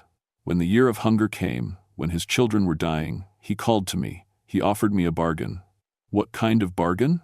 "Protection for the McLeod stills, prosperity for the McLeod family, and in return, every 7 years, a sacrifice. Blood to feed the ancient contract." My uncle stepped into the clearing behind me. "Jeff, it's kept our family safe for over 100 years. Through the Civil War, through Prohibition, through every federal raid. As long as we honor the old ways, it protects us." I looked at the 2 federal agents tied to the trees. They were staring at the creature with pure terror in their eyes. The young one, Patterson, had fainted. The older one, Rodriguez, was praying in Spanish under his breath. "You want to sacrifice them," I said. "Not want," the creature corrected. "Need. The contract requires payment. 7 years ago, I took a federal agent who tried to destroy the widow Henderson's still. 7 years before that, a state trooper. It is the way. It's murder. It is survival." The creature stepped closer to me, and I could feel heat rolling off its body like standing next to a bonfire. "But you, Jefferson McLeod, present an interesting problem. You carry McLeod blood, yet you serve those who would destroy us. You are Ranger and Moonshiner both." Uncle Silas moved to stand beside the creature. "He chose his side long ago. He's no kin of mine." "Blood is blood," the creature said, "and I smell the old knowledge in him. Tell me, Ranger, do you know the words your great-great-grandfather spoke when he called me forth?" I didn't, but suddenly I found myself remembering my grandmother's lullabies. Words in the old dialect that I'd never understood as a child. Words that seemed to burn in my throat now as I remembered them. "I see that you do." The creature smiled, showing teeth like iron nails. "Then you understand the choice before you. Join your family in the old ways, and these men die quickly. Oppose us, and—" It gestured toward the federal agents. As I watched, the copper wire binding them began to glow red hot. Both men screamed as it burned into their skin. "Stop it." The creature held up one burning hand, and the wire cooled. "Choose quickly, Jefferson McLeod. Time grows short." I looked at my uncle, who wouldn't meet my eyes. I looked at the federal agents, one unconscious and one begging me with his eyes. I looked at the still that represented 5 generations of my family's livelihood. And I made my choice. If I agree to honor the old ways, you'll let them go. The creature's grin got wider. "I did not say that. I said they would die quickly instead of slowly. The contract requires payment, and they are the payment. Then the contract can go to hell." I drew my pistol and put 6 rounds center mass into the creature's chest. The bullets hit and bounced off like I was shooting at a stone wall. The creature looked down at the bullet holes in its skin, then up at me. "Iron," it said thoughtfully. I had forgotten how iron feels. The bullet holes were already closing up, but it has been many years since I faced consecrated iron. I had no idea what it meant by consecrated iron, but I knew I was in trouble. My gun was empty, and the creature was stepping toward me with fire dancing around its claws. That's when Uncle Silas did something I'll never understand. He stepped between me and the creature. "No," he said, "not the boy. Do not interfere, old man. You summoned me to collect payment. I summoned you to protect the family. He's family." The creature looked at my uncle like he was a bug it was deciding whether to step on. He chose law over blood. He chose outsiders over kin. He is no longer family. He's my brother's son, and you are nothing to me but a voice in the dark. The creature backhanded my uncle, sending him flying 20 feet through the air to crash into a tree. He hit with a sound like breaking sticks and didn't get up. I ran to him, but I could tell he was hurt bad. Maybe dying. Uncle Silas? He grabbed my shirt with a bloody hand. The original still? He whispered. Iron nails, blessed by Preacher Williams. 1847. In the base. He coughed up blood, and his eyes went glassy. Uncle Silas? But he was gone. Behind me, the creature laughed. How touching. But his sacrifice changes nothing. You have 1 hour to decide, Jefferson McLeod. Honor the contract, or watch these men burn for days. The creature walked back to the still and began working the machinery. I could hear liquid bubbling through the pipes, smell the sharp scent of high-proof alcohol. It was making moonshine while it waited for my answer. I looked at the base of the still and saw what my uncle meant. There were iron nails driven into the copper, old nails that were black with age. And carved into each nail was a tiny cross. Consecrated iron. Blessed iron. If I could get those nails out, maybe I could hurt this thing. But first, I had to figure out how to get close enough to try. I had maybe 50 minutes before the creature expected my answer. The federal agents were still tied up, both of them conscious now and watching me with desperate eyes. Agent Rodriguez kept trying to mouth words at me, but I couldn't understand what he was saying. The creature was busy with the still, adding wood to the fire underneath, and checking the flow through the copper pipes. For something that looked like it came straight from hell, it sure knew how to make moonshine. I needed a plan, and I needed it fast. I remembered the old stories my grandmother used to tell about fighting demons. She always said you had to know their rules, because even demons had rules they couldn't break. This thing had made a contract with my great-great-grandfather, and contracts have terms. I decided to test something. Hey, I called out. You said the contract requires payment every 7 years. The creature looked up from the still. Yes. Who decides what the payment is? The contract decides. But my family summoned you, so my family made the terms. The creature stopped what it was doing and turned to face me fully. What is your meaning, Ranger? I'm McLeod Blood. If Uncle Silas could summon you, then I can too. And if I can summon you, then I can modify the contract. The creature's eyes flared brighter. You know nothing of such things. Then teach me, or are you afraid I'll find a loophole? I was bluffing, gambling that this thing's pride was bigger than its patience. Demons, according to my grandmother, were prideful creatures. The gamble paid off. Very well, the creature said. I will teach you the nature of our bargain. It gestured, and suddenly, I could see things that hadn't been there before. Ghostly figures standing around the still, generations of McLeod men, all watching me. I recognized my grandfather, my great-grandfather, men I'd only seen in old photographs. And standing at the front of the group was a man who looked just like me, but wearing clothes from the 1842. My great-great-grandfather, Angus McLeod. Tell him, Angus, the creature said. Tell your blood kin what you promised me. The ghostly figure of my ancestor stepped forward. When he spoke, his voice sounded like it was coming from the bottom of a well. I was hungry, he said. My children were starving. The year of the Great Blight, when the corn wouldn't grow and the game disappeared from the mountains. I had knowledge of the old ways from my grandmother in Scotland. I called to the spirits of the deep places, and this one answered. What did you promise it? Protection of my family's stills for as long as McLeod Blood ran them. Prosperity and safety from the law, and in payment, every 7 years, the blood of an enemy. The creature nodded. A fair bargain. Your family has grown wealthy and safe under my protection. But I don't run a still, I said. I'm a ranger. I enforce the law against stills. Yet, you are McLeod Blood. The contract follows blood, not choice. I looked at the ghostly figure of my great-great-grandfather. What if I want to change the terms? The contract cannot be changed, the creature said. Only ended. How? How? Destroy the still with consecrated iron while speaking the words of unbinding. But know this, if you end our contract, you end the protection for all McLeod Blood. Your family will face every enemy without my aid. I looked around at the ghostly figures of my ancestors. They were all staring at me with expressions I couldn't read. Disappointment, hope, fear. What are the words of unbinding? The creature's grin faded. You would destroy what your ancestors built? I would free what my ancestors enslaved. Very well. The creature spoke words in a language that hurt my ears to hear. But somehow I understood them. They were words of release, of ending, of setting free, but there was a catch. The words must be spoken while holding consecrated iron, the creature said. And the one who speaks them must offer their own blood to seal the ending. How much blood? How much blood? All of it. The federal agents were listening to everything. Agent Rodriguez was shaking his head frantically, trying to tell me not to do it. But I thought about Uncle Silas lying dead by that tree.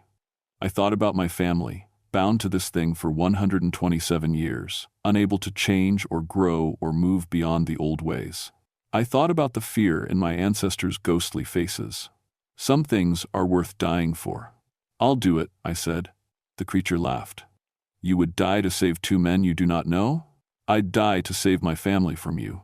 That wiped the grin right off its face. I walked over to the still and knelt down by the base. The iron nails were driven deep into the copper, and they were hot from the fire underneath. I grabbed the first one and tried to pull it out. The pain was incredible. The iron was burning hot, and as soon as I touched it, I could feel power flowing through it. Old power, blessed power, the kind that demons fear. The creature roared and lunged at me, but something stopped it short. It couldn't get within 5 feet of the still while I was holding consecrated iron. Stop, it screamed. You do not know what you are doing. I pulled the first nail free, burning my hand in the process. The still shuddered, and one of the copper pipes cracked. The ghostly figures of my ancestors were fading now, called back to whatever rest they'd found. But just before my great-great-grandfather disappeared, he smiled at me and nodded. Thank you, he whispered. I grabbed the second nail. This one was deeper and harder to pull. The creature was circling around me like a caged animal, snarling and cursing in that ancient language. Your family will suffer without my protection. My family will be free. The second nail came loose, and another pipe burst.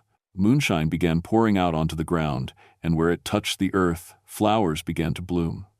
Real flowers, not the burned and twisted plants that grew near the creature. 2 more nails to go. The third nail was the hardest yet. My hands were burned and bleeding, and the pain was making me dizzy. But I could hear Agent Rodriguez calling out encouragement, and that kept me going. When the third nail came free, the whole still collapsed on one side. The creature screamed like a wounded animal. 1 nail left. But this last nail was different. It was driven not into the base of the still, but into the ground underneath it. And carved on its head was not just a cross, but words in the old language. As I grabbed it, I could suddenly read what it said. Freedom for the bound. The nail was so hot it was glowing red, but I held on. The words of unbinding were burning in my throat, ready to be spoken. If you destroy me, the creature said, I will take your uncle's soul with me. He summoned me tonight. His soul is forfeit. I looked over at Uncle Silas's body. Could the thing really claim his soul? You're lying. Look at him. Use the sight the iron gives you. I looked, and with the consecrated iron in my hand, I could see things differently. Uncle Silas's body was there, but his spirit was standing beside it, chained to the creature with bonds of shadow. Release him, I said. Abandon your task, and I will release him.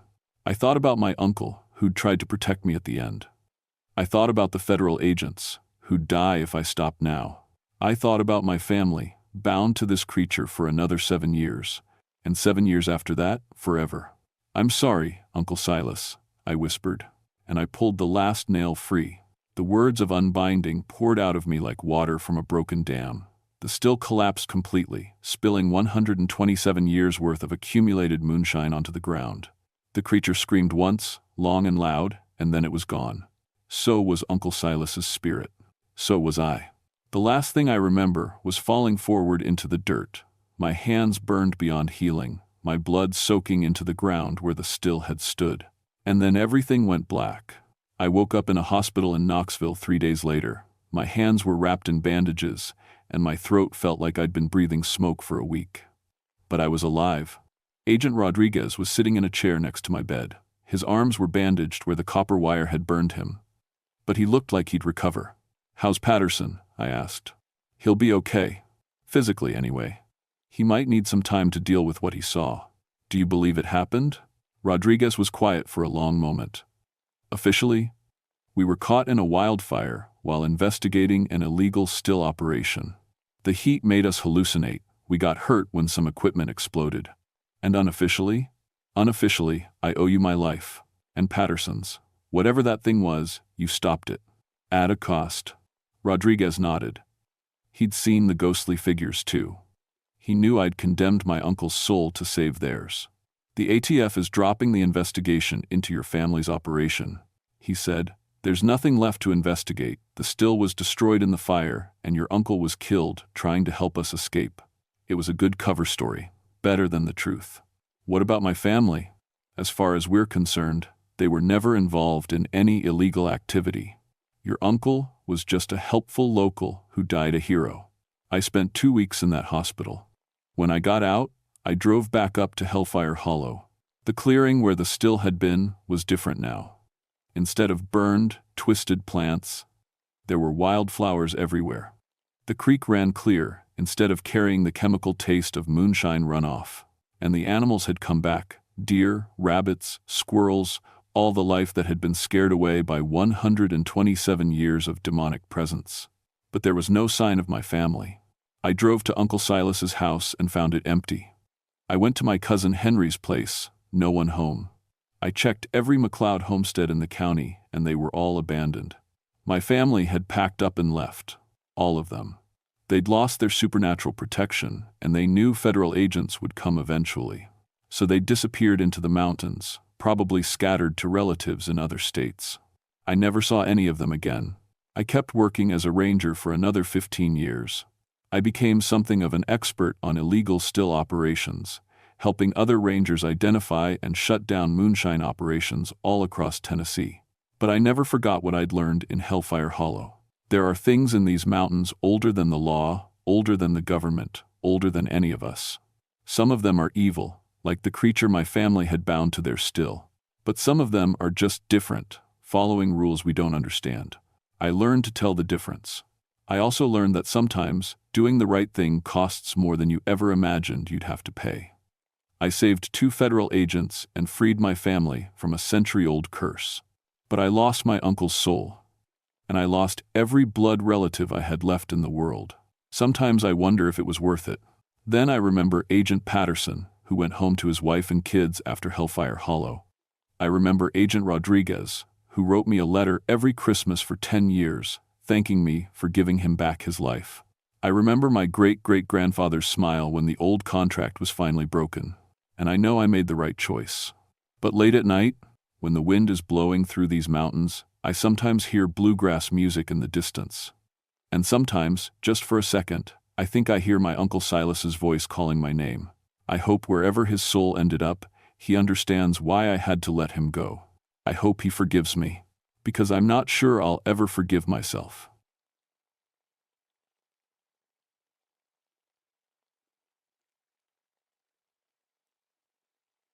My name is Michael Kowalski, but everyone calls me Mick. I've been a forest ranger for 14 years now, and I've seen pretty much everything these West Virginia mountains can throw at you. Dead hikers, meth labs, illegal dumping, you name it. But what happened at Widow's Creek Mine in September of 1981 still keeps me awake some nights. I guess I should tell you about my dad first. Stanley Kowalski came over from Poland in 1952, with nothing but the clothes on his back and a strong pair of hands. He went straight into the coal mines like most immigrants did back then. Died in a cave-in when I was 9, crushed under 1 million tons of rock and coal. That's when I learned to hate everything about mining. The stories, the folklore, especially those stupid ghost tales the old-timers loved to tell. Dead's dead, I always said, and mines are just holes in the ground, full of bad air. By 1981, I was 35 with a wife named Linda and 2 boys, ages 8 and 6. After Vietnam and college on the GI Bill, I'd carved out a decent life as a ranger specializing in hazardous site cleanup. My territory covered 1,200 square miles, including 23 abandoned mines that the EPA was trying to figure out how to fix. Most people don't realize how dangerous these old sites are. We're not just talking about cave-ins. There's methane gas that can blow you to pieces, acid water that'll burn your skin off, and poison in the soil that kills everything for miles around. That's why they called me whenever something went wrong at one of these places. The call came in on September 15th, around 6 in the morning. I was drinking coffee and reading reports when the phone rang. "Mick, we got a problem," said Tom Bradley from the EPA regional office. "Widow's Creek mine. Seismic activity last night, and we're getting methane readings from sensors that should be dead."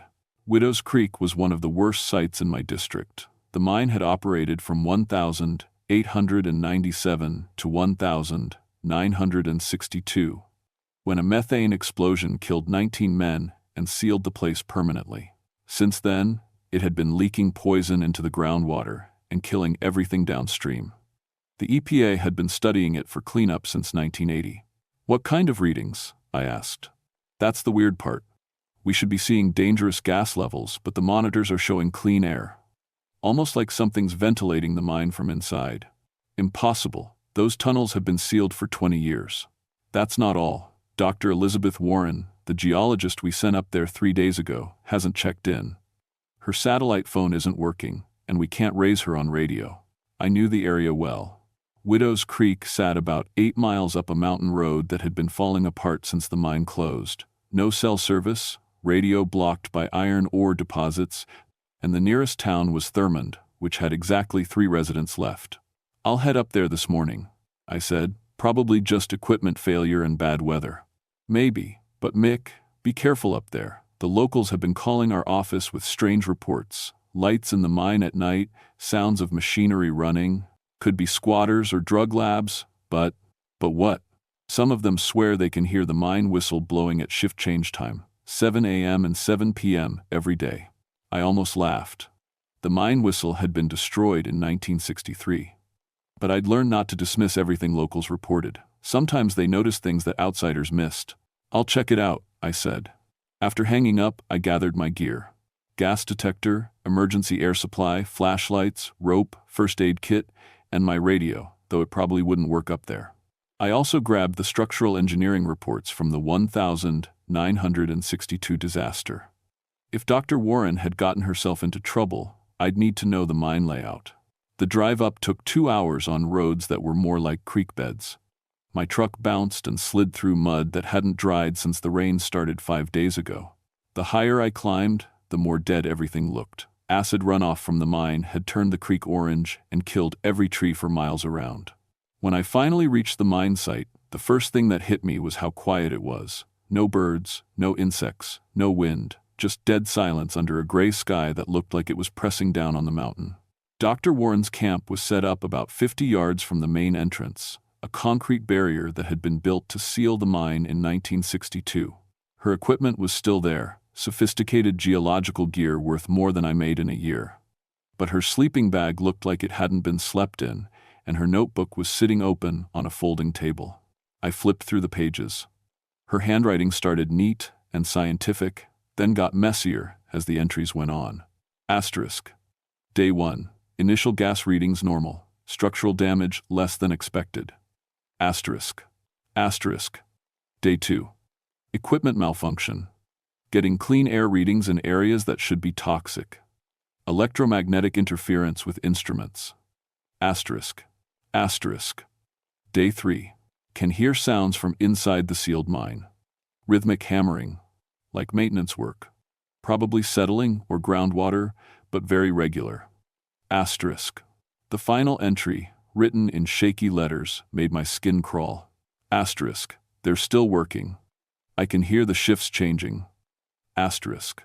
I looked up at the mine entrance. The concrete seal was intact, but I could see places where the metal had rusted through over the years. Big enough for a person to squeeze through, but not without serious risk. That's when I heard it. A low rumble from deep underground, like heavy machinery starting up. Impossible, of course. There was no power up here, no way to run equipment. But the sound was definitely coming from inside the mountain. As I stood there listening, my watch stopped working. Then my radio started picking up static, not random noise, but something that almost sounded like voices. Testing, testing. This is Henderson, at Shaft 7. Report gas levels. The voice was faint but clear. I checked my radio frequency. It was set to the emergency channel that rangers used. No one should have been transmitting on it, especially not from inside a sealed mine. I tried to respond. "This is Ranger Kowalski. Who is this? What's your location?" Nothing but static. Then, after a few seconds, "New man on the crew? Report to the foreman's office for safety briefing." The transmission cut off. I stood there, staring at my radio, trying to make sense of what I'd heard. Someone was definitely in that mine, but who? And how had they gotten past the sealed entrance? I walked over to the concrete barrier and examined it more closely. The rust holes were bigger than they'd looked from a distance. With some effort, I could probably squeeze through.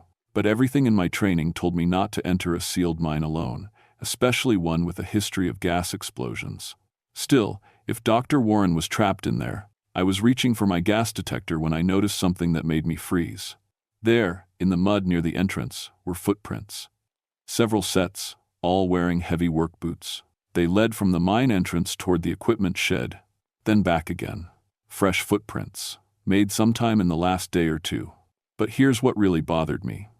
The prints were coming out of the mine, not going in. I spent the next hour checking every inch of Dr. Warren's camp, looking for clues about where she might have gone. Her personal gear was all there, clothes, food, even her wallet.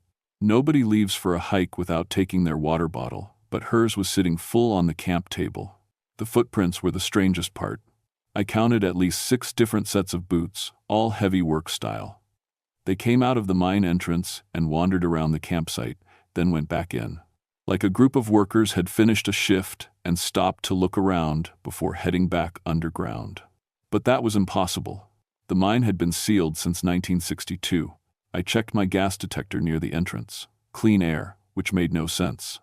After 20 years of decay, those tunnels should have been full of methane, hydrogen sulfide, and carbon monoxide.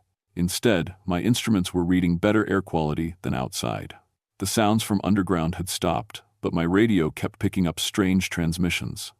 Static mostly, but every few minutes I'd catch fragments of voices. Check the ventilation in Tunnel C.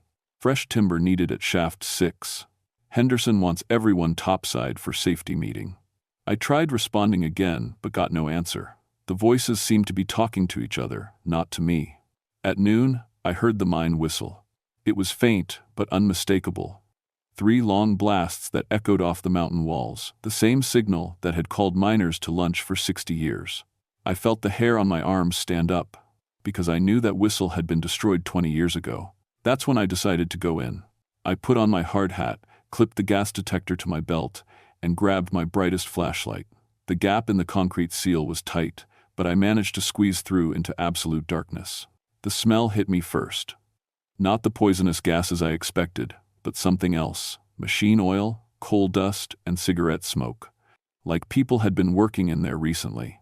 My flashlight beam showed a tunnel that stretched ahead into blackness. The walls were shored up with wooden beams that looked solid, not rotted like they should have been. I took a few steps inside, testing each footfall. The tunnel floor was covered with fresh coal dust and railroad tracks that showed signs of recent use. Impossible, but there it was. About 50 yards in, I found a posted notice on a wooden bulletin board.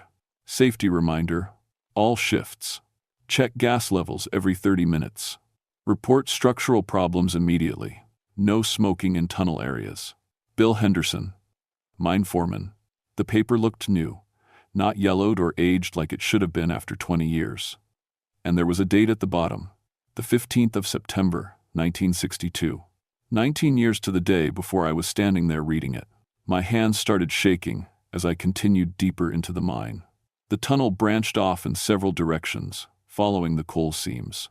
According to the maps I'd studied, the main shaft went down about 400 feet into the mountain. That's where the 1962 explosion had happened. I was trying to decide which branch to take when I heard footsteps behind me. Not echoes of my own steps, definitely someone else walking. Heavy boots on rock, getting closer. I spun around and called out, "Hello? Dr. Warren?" The footsteps stopped. My flashlight beam showed empty tunnel stretching back to the entrance. But I could feel someone watching me from the darkness. "Who's there?" I called. "This is Ranger Kowalski. If you're in trouble, I'm here to help." A voice answered from somewhere in the shadows. "You shouldn't be down here without proper safety gear, son." The accent was Appalachian, but with an old-fashioned formality that people don't use anymore. I turned my light toward the voice but saw nothing. "Where are you?" I asked. "I can't see you." "Right here." The voice came from directly behind me. I spun around and nearly dropped my flashlight.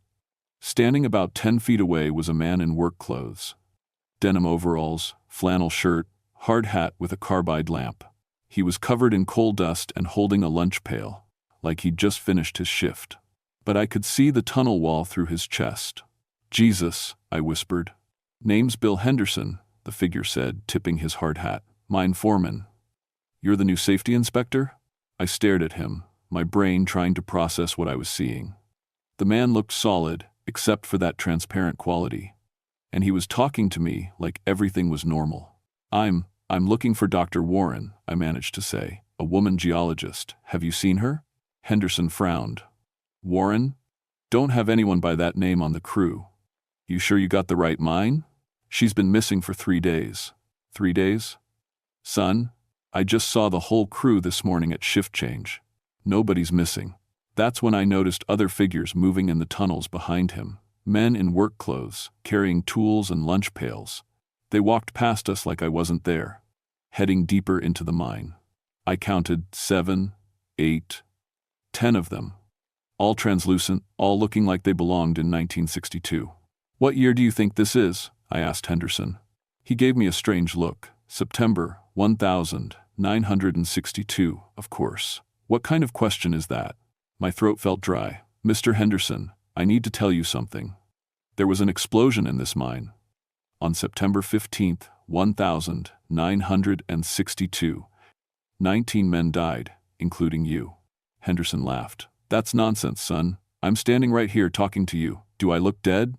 Before I could answer, one of the other miners called out, "Bill, we got gas building up in shaft 7. Better check the ventilation." Henderson's expression changed instantly. "Gas buildup? How bad?" "Bad enough. Jimmy's reading dangerous levels." I watched Henderson's face go pale. "Not again," he whispered. Then louder. "All right, everybody topside. Emergency evacuation." The miners started moving quickly toward the entrance, but Henderson grabbed my arm. His hand felt solid and warm. "You need to get out of here right now," he said. "If that gas ignites—" "Mr. Henderson, listen to me. The explosion already happened. 20 years ago. You've been dead since 1962. But he was already running toward the deeper tunnels, shouting orders to his crew. I followed him, my flashlight beam bouncing off the tunnel walls. The air started to smell like rotten eggs. Hydrogen sulfide, one of the most dangerous gases in mining. That's when I found Dr. Warren. She was about 200 yards into the main shaft, working alongside the ghost miners like she'd been part of the crew for years. She wore a hard hat and work clothes that looked like they came from 1962, and she was shoveling coal into a cart like her life depended on it. "Dr. Warren," I called. She looked up, but there was no recognition in her eyes. "Who are you?" "You're not supposed to be in this section without clearance from Henderson." "Elizabeth, it's me, Ranger Kowalski. I'm here to get you out." "Get me out? Why would I want to leave? We've got work to finish before the 7 o'clock shift change." I looked around at the scene. The ghost miners were working frantically, checking gas levels, reinforcing tunnel supports, moving equipment. All of them, including Dr. Warren, seemed desperate to complete some urgent task. "What work?" I asked. "Preventing the explosion, of course," she said, like I was stupid. "If we don't get the ventilation fixed and the gas cleared out, 19 men are going to die." The horrible truth hit me like a physical blow. These spirits were trapped in an endless loop, reliving the day of the disaster over and over again. They thought they could prevent it if they just worked hard enough, fast enough, careful enough. And somehow, Dr. Warren had gotten pulled into their reality. "Elizabeth, the explosion already happened," I said gently. "It's 1981, not 1962. You're a geologist, not a miner." She stared at me like I was insane. "That's impossible. Look around you. Can't you see we're all working?" I could see them working. That was the problem. Henderson's voice echoed through the tunnels. "Gas levels critical. Everyone out now." The miners started running for the exit, and Dr. Warren ran with them. I followed, my mind racing. If these spirits were reliving the disaster, And if Dr. Warren was caught up in it somehow, what would happen when we reached the critical moment? What happens when 1962 September 15th hits 7 p.m.? I chased after Dr. Warren and the miners, my flashlight beam dancing wildly across the tunnel walls. They moved fast, with the desperate urgency of men who knew death was breathing down their necks. But they weren't running toward the exit, they were heading deeper into the mine. "Wrong way," I shouted. "The exit's behind us." Henderson turned back to me, his face grim. "Can't leave yet, son. Got to shut off the gas valves and check the main ventilation shaft. Otherwise the whole mountain could blow. Mr. Henderson, please listen to me. You can't prevent this. It already happened 20 years ago." But he was already moving again, leading his crew deeper into the earth. Dr. Warren stayed close to the group, completely absorbed in their reality. When I tried to grab her arm, she shook me off. "Don't interfere," she snapped. "People are going to die if we don't do our jobs." I followed them down a side tunnel I'd never seen on any mine map. The walls here were different, carved out of solid rock instead of shored up with timber. Strange symbols were scratched into the stone, and the air felt heavier, like the mountain itself was pressing down on us. My gas detector started beeping, methane levels rising. "Henderson," I called. My instruments showed dangerous gas buildup. "We know," one of the other miners replied. "That's why we're here." They led me to a large chamber carved out of the living rock. In the center stood an enormous piece of machinery, a ventilation fan the size of a truck engine. It was running, pushing air through the tunnels with a sound like thunder. But according to everything I knew about this mine, that fan had been destroyed in the 1962 explosion. Henderson was checking gauges and adjusting valves with practiced efficiency. "Jimmy, how are the readings in Shaft 7? A young miner ran up with a gas detector identical to mine. "Still climbing, Bill. We're at 40% of explosive levels and rising fast." "Damn it, the main gas pocket must have shifted again." Henderson turned to me. "You said you're a safety inspector? Then you know we can't let this gas ignite." I looked around the chamber and felt reality shift around me. The walls seemed to flicker between 1962 and 1981. Sometimes I saw the modern concrete seals and rust stains. Other times I saw fresh timber supports and newly painted safety signs. "What happens if you can't stop it?" I asked. Henderson's face went pale. 19 good men D, including most of my crew. "And then what?" "Then," he paused, looking confused for the first time. "Then we start over. Try again. Do better next time." The horrible truth was starting to make sense. These men had died in the explosion, but their spirits remained trapped at the moment of disaster. Every day, they relived September 15th, 1962, desperately trying to prevent the tragedy that had already claimed their lives. And somehow, Dr. Warren had gotten caught in the loop with them. Jimmy came running back with new readings. "Gas levels at 60%. Bill, we got maybe an hour before this whole place becomes a bomb." That's when I looked at my watch and felt my blood turn to ice. 6:15 p.m. According to the historical records, the Widows Creek mine explosion happened at 7:03 p.m. on September 15th, 1962. If these spirits were reliving that day, and if Dr. Warren was trapped in their timeline, what would happen when the clock hit 7:03? "Henderson, I need to get Dr. Warren out of here right now." "Warren? Who's Warren?" "The woman with your crew, Elizabeth." Henderson looked genuinely puzzled. "Son, we don't have any women working this mine. Company policy." I spun around, looking for Dr. Warren. She was gone. "Where is she? Where's the woman who was working with you? You feeling all right? You've been talking about this Warren person since you got here, but I haven't seen any woman." My mind reeled. If Henderson couldn't see her, but I could, what did that mean? Was she becoming a spirit too? Getting more trapped in their reality with each passing minute? I ran back toward the main tunnel, calling her name. My flashlight beam swept across empty passages and abandoned equipment. Then I heard her voice, faint and echoing. "Help me, I can't remember." Following the sound, I found her in a side chamber I hadn't seen before. She was sitting on the floor, looking confused and frightened. Her modern clothes were gone, replaced by 1962 work gear. But she looked more solid now, more present. "Elizabeth, it's Mick Kowalski. I'm here to help you." "Mick?" She looked up at me with recognition flickering in her eyes. What? What am I doing here? I remember setting up camp, taking readings, but then you got caught in something, a time loop. These miners died in 1962, but they keep reliving the day of the explosion, trying to prevent it. That's impossible. Look at what you're wearing. She looked down at her work clothes, then at her hands, which were dirty with coal dust. I don't understand. I'm a geologist. I don't work in mines. You do now. The longer you stay here, the more you become part of their reality. We need to get out before 7 o'clock. She stood up, wobbly but determined. How long have I been here? 3 days in real time.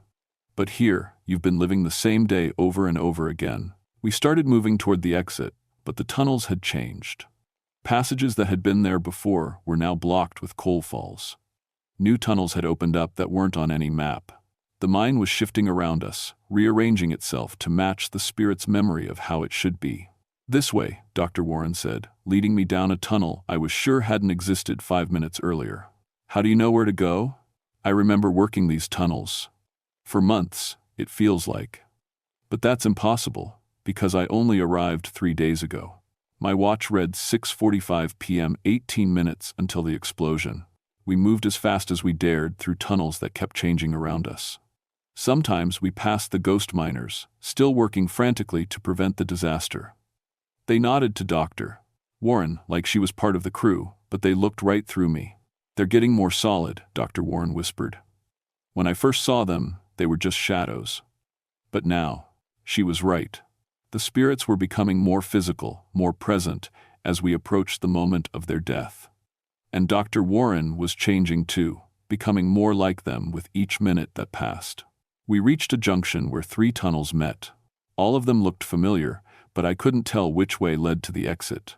This is wrong, I said. The mine layout is completely different from the maps. The maps are from after the explosion, Dr. Warren said. The blast changed everything. Collapsed tunnels, opened new ones. We're seeing the mine as it was before. Before the 19 men died, my gas detector was screaming now.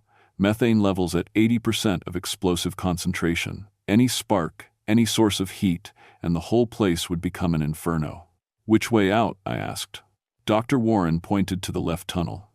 That way, I remember now. We always used that tunnel for emergency evacuation. But as we started toward it, Henderson appeared, blocking our path. He looked more solid than ever, and his face was grim with determination. Nobody leaves, he said, not until we fix this gas problem. Mr. Henderson, you can't fix it. You've been trying for 20 years. Then we'll try for 20 more, however long it takes to save my men. Other miners appeared behind him, forming a wall of ghostly determination. Dr. Warren took a step toward them, and I saw her beginning to fade back into their reality. Elizabeth, don't listen to them. We have to go. But she was shaking her head. Mick, these men are going to die if we don't help them. I can feel their fear, their desperation. How can we just leave? My watch reads 6:58 p.m. 5 minutes until the explosion that would trap us all in this endless loop forever. Elizabeth, step away from them, I said, trying to keep my voice calm while my heart hammered against my ribs. But she was already moving toward Henderson and his crew, her form becoming more translucent with each step.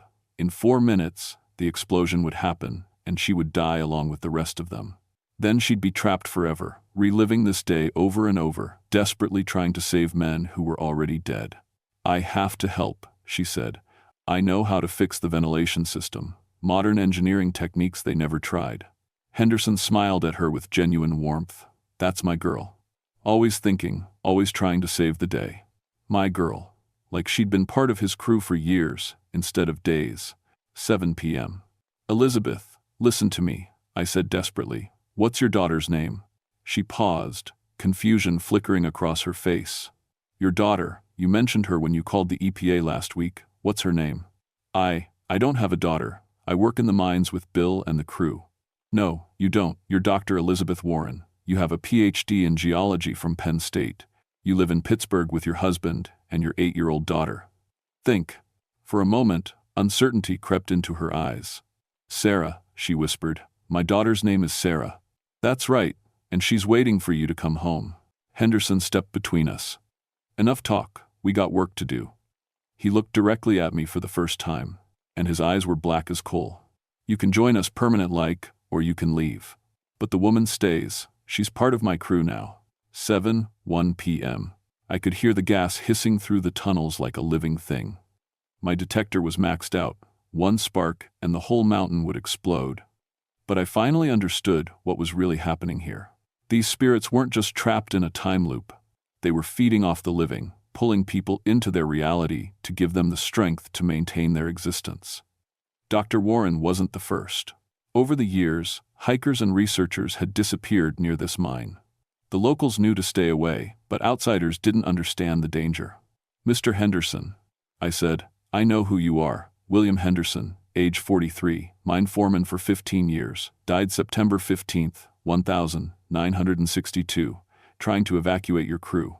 Henderson's form solidified, becoming more present and threatening. "I didn't die. I'm standing right here. You died trying to save 19 men, including my father." That stopped him cold. "Your father?"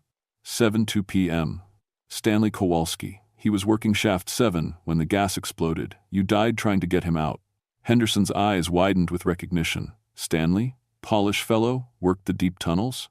"That's right. He talked about you at home, said you were the best foreman he ever worked for, said you treated the immigrant workers fair when others didn't." "Stanley had a boy, little Mike, about 10 years old." "That's me, Michael Kowalski. And I'm here to tell you that you did save him." 7:03 p.m. The minute hand hit the exact moment of the historical explosion. I felt the mountain hold its breath, waiting for the spark that would kill us all. But nothing happened. Henderson stared at me, his form flickering between solid and translucent. "What do you mean? I saved him?" "Stanley died in the explosion, but because of that, I never went into the mines. I became a forest ranger instead. I got an education, married a good woman, had 2 sons. Your sacrifice saved Stanley's family line. The other miners had stopped their frantic work and were gathering around us. I could see their faces clearly now. Young men and old, all wearing the exhaustion of people who'd been fighting a hopeless battle for 20 years. 7:04 p.m. We were past the moment of the explosion, but it still hadn't happened. "Mr. Henderson, you've been trying to save these men for 2 decades, but you already saved them.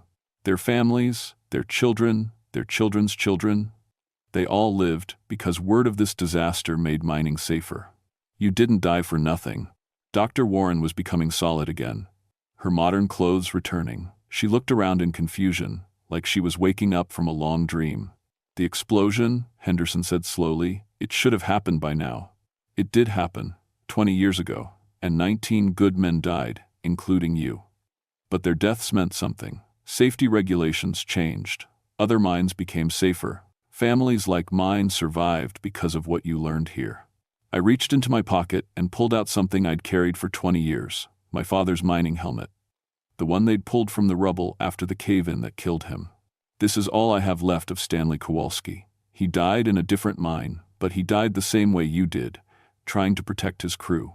He used to tell me stories about brave foremen who looked out for their workers, stories about men like you."